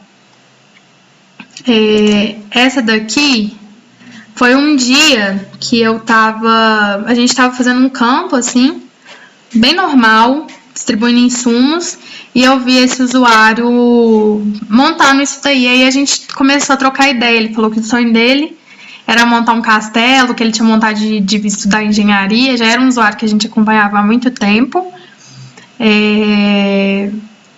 E aí eu achei, assim, muito simbólico isso, né, dele contando essa história dos sonhos dele e de como aquilo que estava ali, parece que no canteiro de que estava acontecendo uma obra, ele foi montando isso daí. E aí uma coisa, assim, que eu acho que me prende muito também, né, falando de arte, é desses registros, assim, eu sempre gostei muito de registrar. Tem muita coisa muito rica no consultório de rua, do território, dos usuários. Claro que sempre perguntando, né, se eu podia registrar, mas tem muitas imagens, assim, muito legais de coisas que eles fazem que às vezes são simples, mas que a partir daí você pode construir um diálogo, você pode construir uma conversa, que foi nesse dia aí de um usuário que a gente acompanhava. Essa daqui foi daquela situação que eu falei, nos primeiros dias que eu estava no consultório de rua, que ela me pediu um caderno e uma caneta. E aí ela falou que estava desenhando o sonho dela, que isso na frente eram aquelas folhinhas, assim, daquelas casas que tem um muro de folhagem, sabe? E achei bem bonito também. E a partir disso começou a conversa, aí eu me apresentei, eu estava chegando na equipe, né?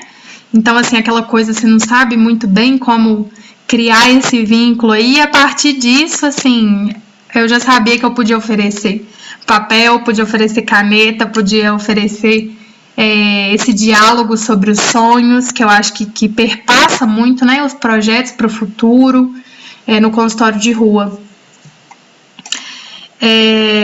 Essa daqui foi uma produção de uma oficina que surgiu ali na hora, sem pensar muito, de uma usuária que a gente acompanhava também, que ela escreveu assim: em nossos desabafos, trocamos amores, dores, mágoas, sonhos, perdão e o principal motivo de continuarmos juntos, de continuarmos assim, a decepção em ver como as pessoas nos julgam.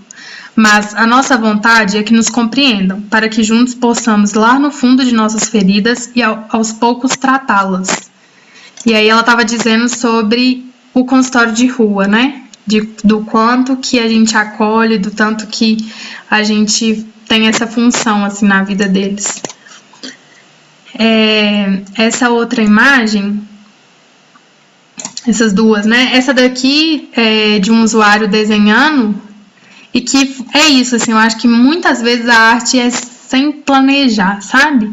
Alguns já sabem que a gente já anda com esses insumos dentro da van e eles pedem, assim, me dá um papel e um lápis aí que eu vou desenhar. E a partir disso, a gente começou a andar com kits de arte, que a gente colocava folha,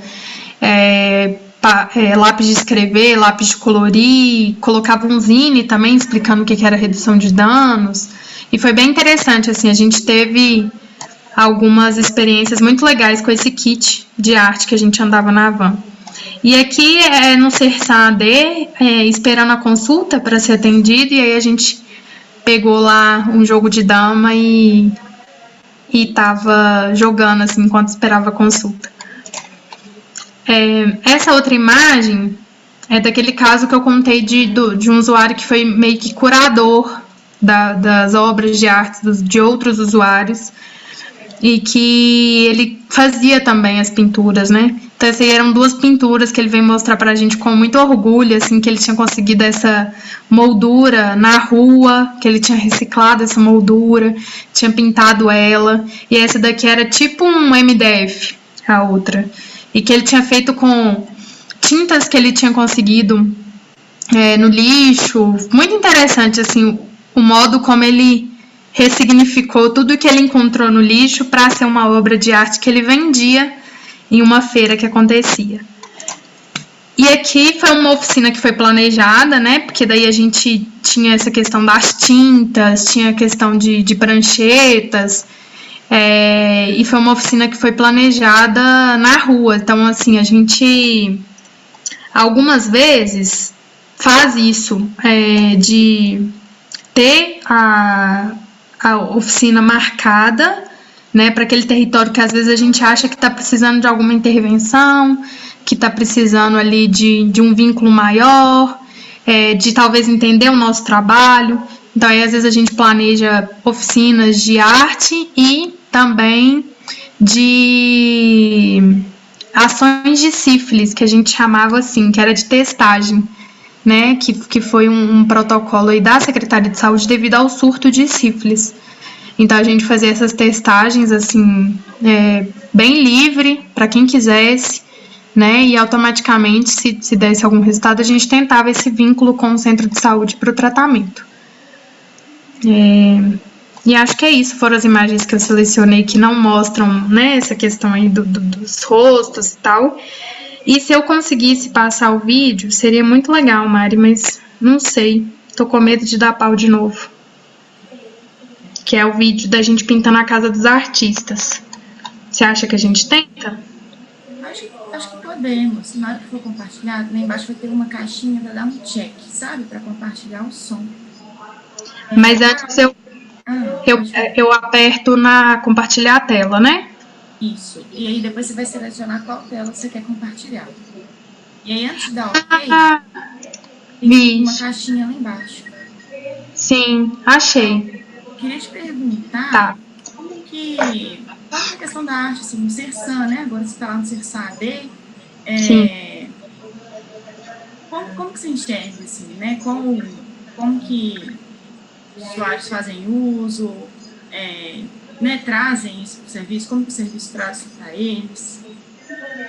Então, no Sersan, como a gente está numa instituição fechada, né, a gente já tem um cronograma de oficinas que acontece de forma recorrente.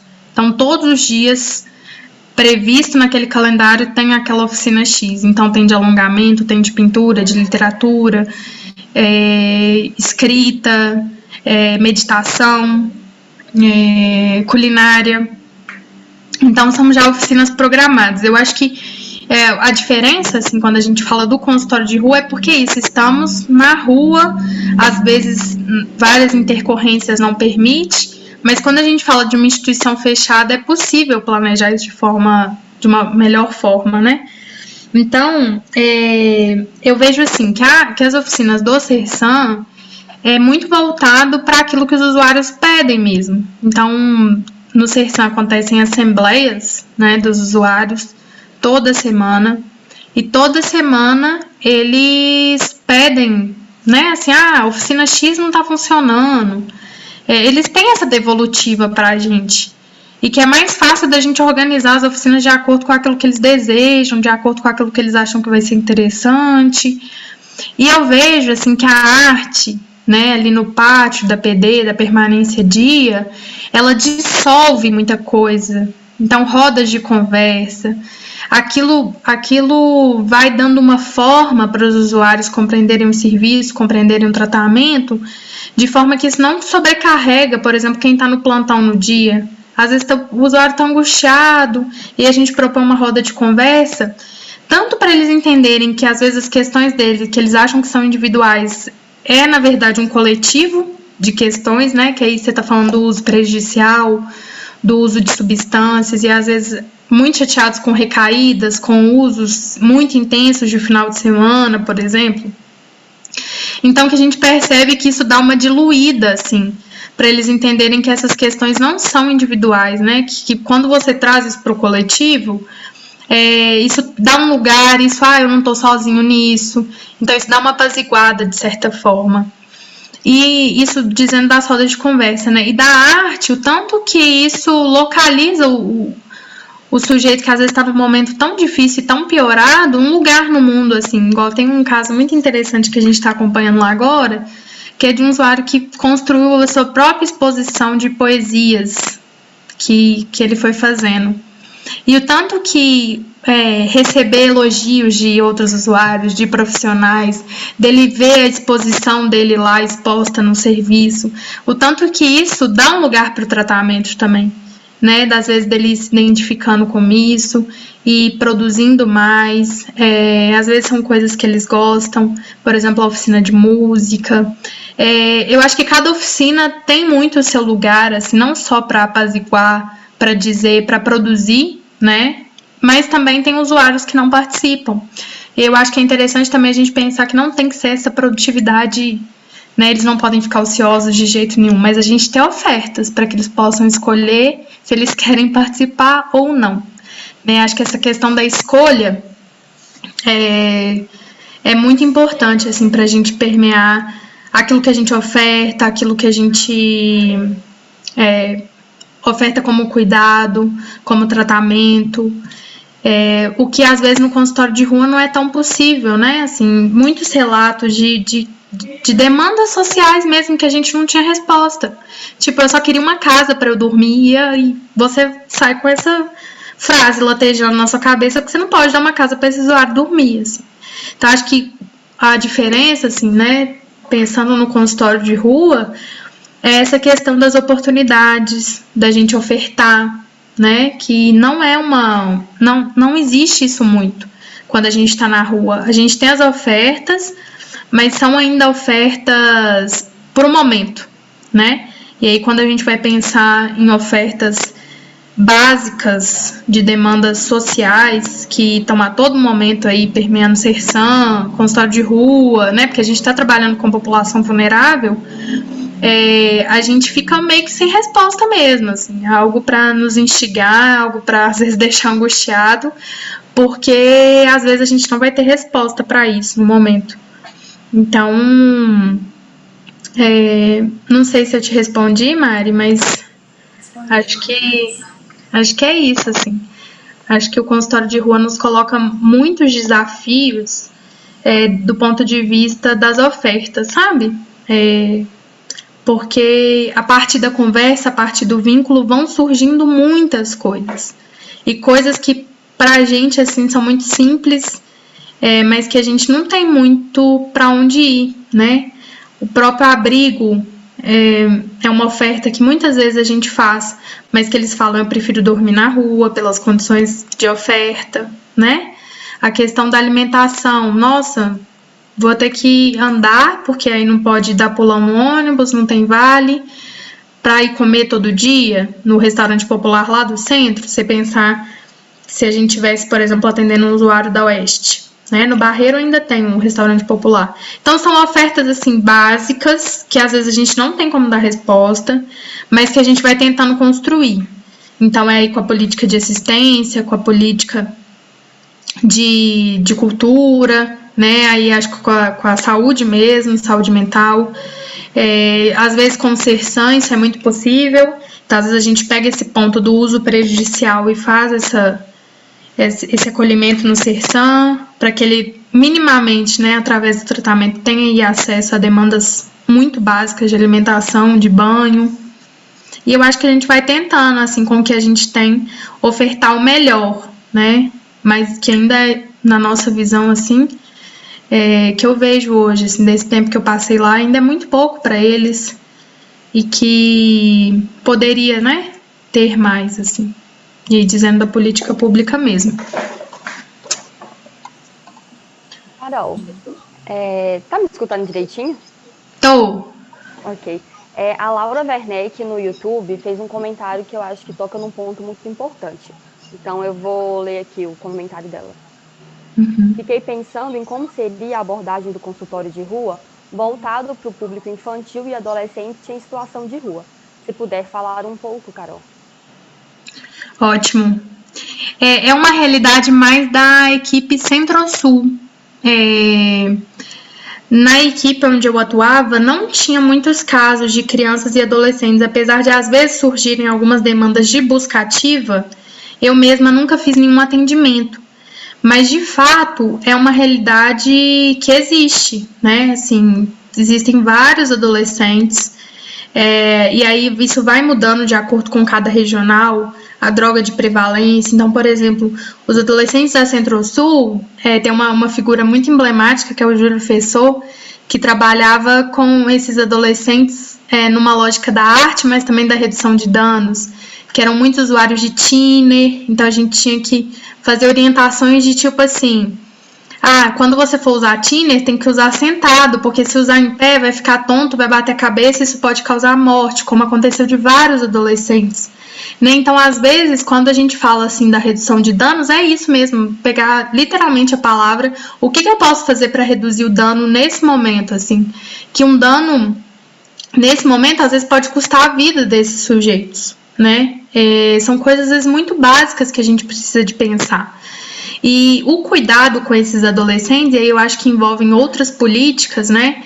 Como o CERSAMI, como a UAT, que é a Unidade de Acolhimento Transitório Infantil, o CERSAMI, que é o Centro de Referência em Saúde Mental Infanto-Juvenil, a política de educação para esses adolescentes, como que está isso, como que a gente pode chamar a escola, né? A família, se existe alguma possibilidade de vínculo, né?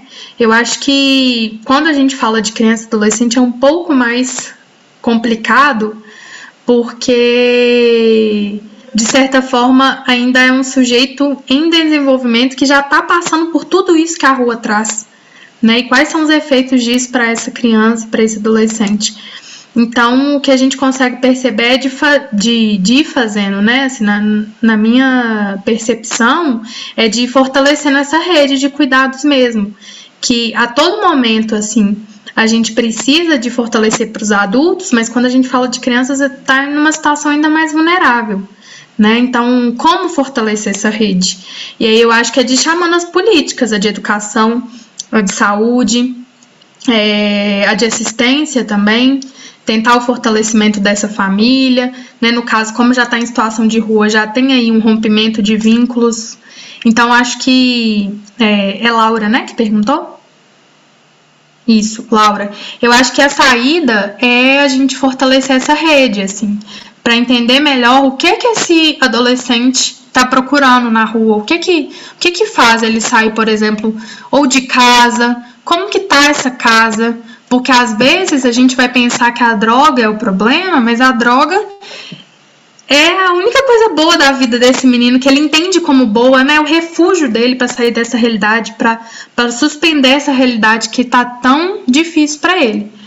Então, eu acho que no caso de adolescente, é a gente tentar essa investigação, e aí a saúde sozinha não vai dar conta, né? Então, acho que tem que envolver outros atores, o CREAS, que é o Centro Especializado de Assistência Social, para ir trabalhando isso aí e para garantir a proteção desse adolescente ou dessa criança, porque eu acho que nessa situação é muito difícil, né?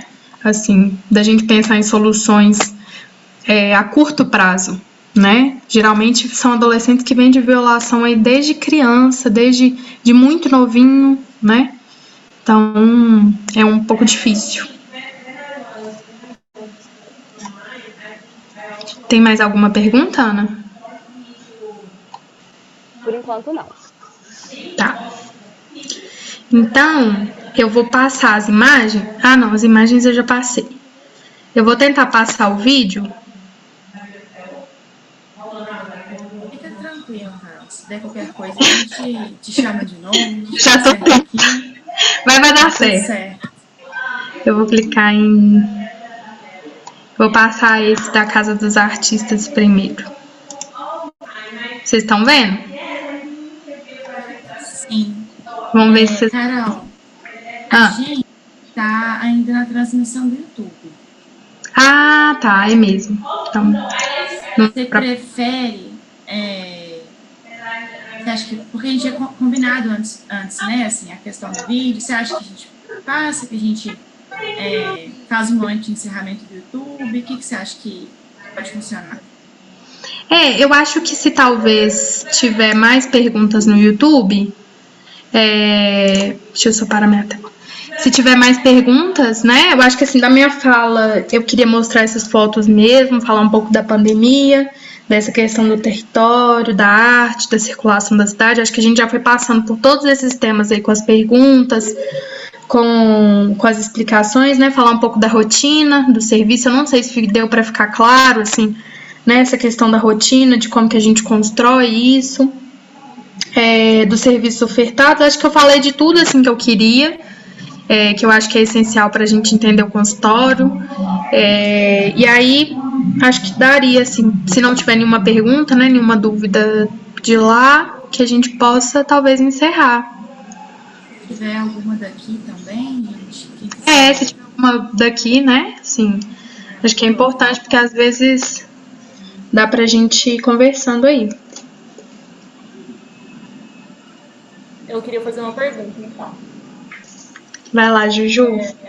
Carol, assim, né, você contou muito do consultório de rua, você também tem uma passagem pelo Sersan, né, assim, tá lá ainda.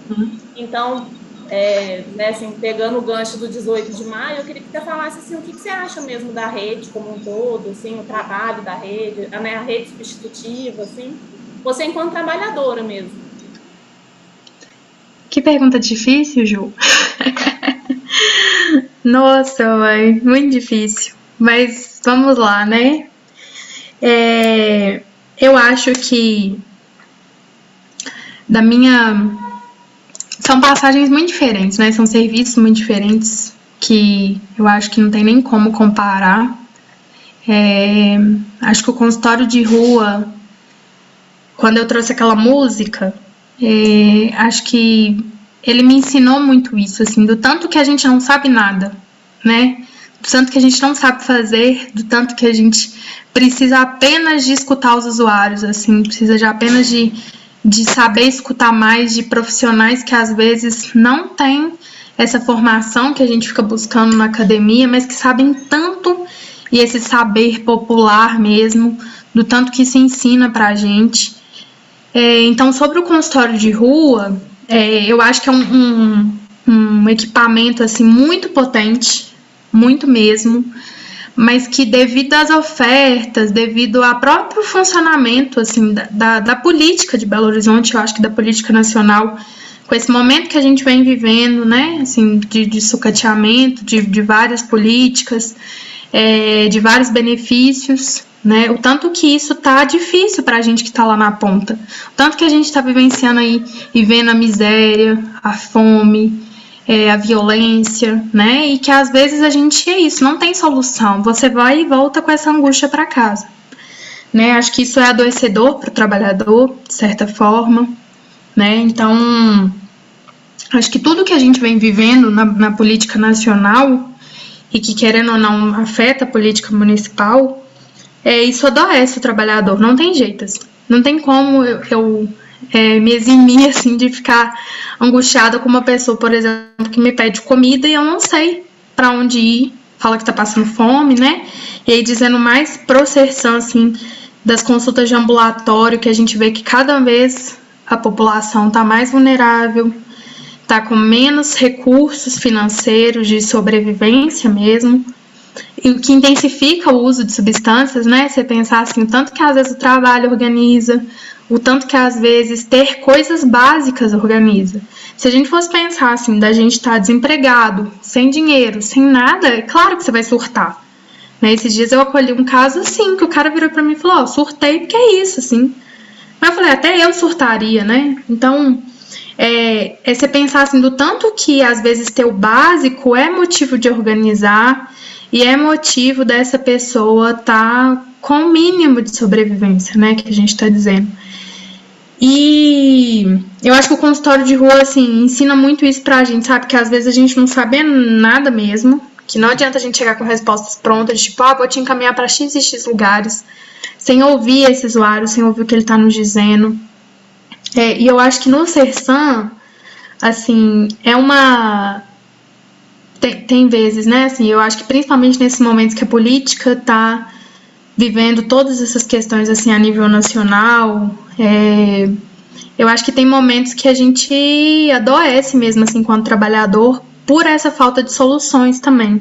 E acho que a sobrecarga de trabalho, né, assim, se a gente for parar para pensar, tem um colega meu de trabalho que ele fala, a gente deveria se horrorizar com o que a gente faz hoje, igual a nossa geração passada se horrorizou com os manicômios, né, assim, a gente hoje está vivendo em Belo Horizonte uma sobrecarga de trabalho, eu acho que é de todos os serviços, que é maluca mesmo, assim, né, que a gente tá ali para dar conta de várias demandas, e que às vezes é humanamente impossível, assim. Então eu acho que hoje, para o serviço não ficar prejudicado, para os usuários não ficarem prejudicados, eu acho que tem que haver um fortalecimento dos trabalhadores, assim, da gente entender que da mesma forma quando a gente faz uma roda de conversa, os usuários veem que eles não estão sozinhos, eu acho que é da gente entender que a gente não está sozinho, sabe? De ter esses espaços assim para diluir um pouco essas angústias dessas demandas que não param de chegar e não vão parar mesmo, porque o momento que a gente está vivendo é muito difícil, né? O que aumenta o uso de substâncias consideravelmente, assim, o que eu vejo no ambulatório é que as pessoas falam, desde a pandemia iniciou isso, desde a pandemia eu comecei assim, desde a pandemia eu comecei assado. Se a gente for parar para pensar até nas nossas vidas, né, privadas, assim, o tanto que a gente já não está sofrendo e pensar que a gente tem mais recurso para lidar com isso, com esse sofrimento, né? A gente faz terapia, a gente tem um Netflix, a gente tem como pedir um iFood quando tá ali com uma vontade de comer alguma coisa. Então a gente tem mais recurso, assim. Coisa que esses usuários muitas vezes não têm, eles estão ali lutando pelo básico. E aí eu vejo que para não acontecer esse adoecimento assim, massivo dos trabalhadores, que é algo que eu já venho percebendo, é a gente se fortalecer mesmo, assim, enquanto um coletivo, né, que a maioria são contratados, e aí eu acho que entram em várias questões que talvez não seja para esse debate, mas que eu acho que tem impactos assim no funcionamento do serviço, que isso tem impactos para os usuários também. Então, é claro que são serviços muito inovadores, eu diria, né? Assim, se a gente for parar para pensar no tanto que a RAPS já evoluiu, no tanto que antes, né, assim, 30 anos atrás a gente estava com práticas manicomiais, assim, muito claras, mas que se a gente não tomar cuidado, a gente faz isso hoje, né? Assim, a gente ainda é uma linha muito tênue. Você tem que ficar a todo momento em conversa, em diálogo com a equipe, porque é muito fácil a gente às vezes ter uma prática punitivista de quem faz uso, por exemplo, de substância dentro do serviço de saúde, de ter práticas manicomiais, né? Então, eu acho que hoje talvez a sobrecarga dos trabalhadores eu vejo assim, alguns impactos, sabe, na assistência. Talvez eu esteja falando algo meio difícil, assim, de assimilar e de estar, assim, dizendo sobre isso, né? Mas que eu vejo que a gente precisa se fortalecer enquanto trabalhador para que essa assistência não fique prejudicada. Porque é uma rede muito forte. Se você for comparar, eu tenho uma amiga que trabalha no Rio. Quando ela fala da situação que o Rio está vivendo, assim, você fala, eu tô no céu e não tô sabendo, né? Então, apesar de muitas queixas, assim, de que eu acho de coisas que a gente pode melhorar, de coisas que, às vezes, né, algumas condutas aí não são das melhores, eu acho que a gente ainda, vamos dizer assim, tá um pouquinho mais na frente do que alguns lugares, sabe? Que às vezes estão gerenciados aí pelas OCIPs, que são contratos ainda mais precários. Não sei se tem jeito, mas tem, de ter contratos mais precários do que os nossos, e dessa sobrecarga de trabalho, assim. Eu acho que as demandas são intermináveis. Se a gente for parar para pensar, deveriam existir o dobro de CERSAM que existe hoje na rede. Deveria existir em cada CERSAM o dobro de profissionais para a gente dar conta. Por exemplo, Serção de Barreiro, ele atende Regional Barreiro e Oeste, né, para álcool e drogas. Tipo, isso é inimaginável, assim. O tanto de demandas que chega diariamente, o tanto de demandas que a gente tem que dar conta, casos muito graves que nunca passaram, não tem passagem pela rede? Como assim? Como assim esse caso nunca foi visto? Né? O que a gente vê muito. Então, eu acho que esse fortalecimento dos trabalhadores para que a gente consiga algumas coisas, eu acho que vai ser só por essa via, e não pelas vias de reunião, com gerência, nem nada disso. Eu acho que seriam só trabalhadores mesmo, para que a gente consiga se fortalecer e para conseguir algumas coisas que eu acho que a nível gerencial e do que a gente está vivendo hoje prejudicam sim a assistência, não tem dúvida, né, que esse cansaço, que essa sobrecarga de trabalho, isso impacta para o usuário. Acho que é isso, assim, que eu poderia dizer, né, sobre a nossa rede, e apesar de tudo, tem funcionado, né, assim, que eu acho que vale ressaltar em comparação com outros estados, assim, sem sombra de dúvidas, tem muito avanço, mas que pode sempre melhorar, né, gente, porque não tá fácil. Acho que é isso, Ju. Não sei se eu te respondi. Carol, muito obrigada, assim. Isso que você fala é muito importante, né? A gente saiu do manicômio e a gente tem que se policiar para que o manicômio saia da gente, né? É muito fácil a gente continuar numa lógica manicomial, mesmo nos serviços abertos, né? Reproduzindo isso na nossa prática. Bom, considerando o horário, acho que a gente pode encerrar a transmissão para o YouTube, né? A gente vai precisar encerrar porque a gente vai assistir alguns vídeos e aí a gente vai assistir no Zoom para não expor os usuários. E aí por isso que a gente vai, né, fazer esse encerramento. Tem muitos comentários, Carol, aqui no YouTube, assim, falando do quão importante, né, essa conversa muitos elogios, assim, tanto ao consultório de rua, quanto ao trabalho desempenhado. Então, o pessoal gostou bastante aqui da transmissão. Queria agradecer por isso, assim, agradecer também, né, pela minha passagem no consultório de rua. É um serviço que eu sou muito, muito grata, assim, de verdade. Acho que eu aprendi muito sobre o outro, sobre a lida diária, assim, é muito, muito bonito mesmo. Apesar de termos que avançar, né, como tudo aí, eu sou muito grata mesmo e agradecer a todo mundo que assistiu, a todo mundo que acompanhou. Só agradecer mesmo também a Traça, né, a vocês que me propiciaram esse espaço. Pedir desculpa pelas falhas técnicas, que não foram poucas, mas acontece, né? E é isso, eu estou à disposição. Quem quiser conversar depois, tirar dúvida, né, tamo aí. Obrigada a todo mundo do YouTube que esteve presente. Então, até a próxima, gente. Até. Eu vou parar aqui no YouTube. Peraí, gente, que eu não sei. Sei que tem que parar, é verdade.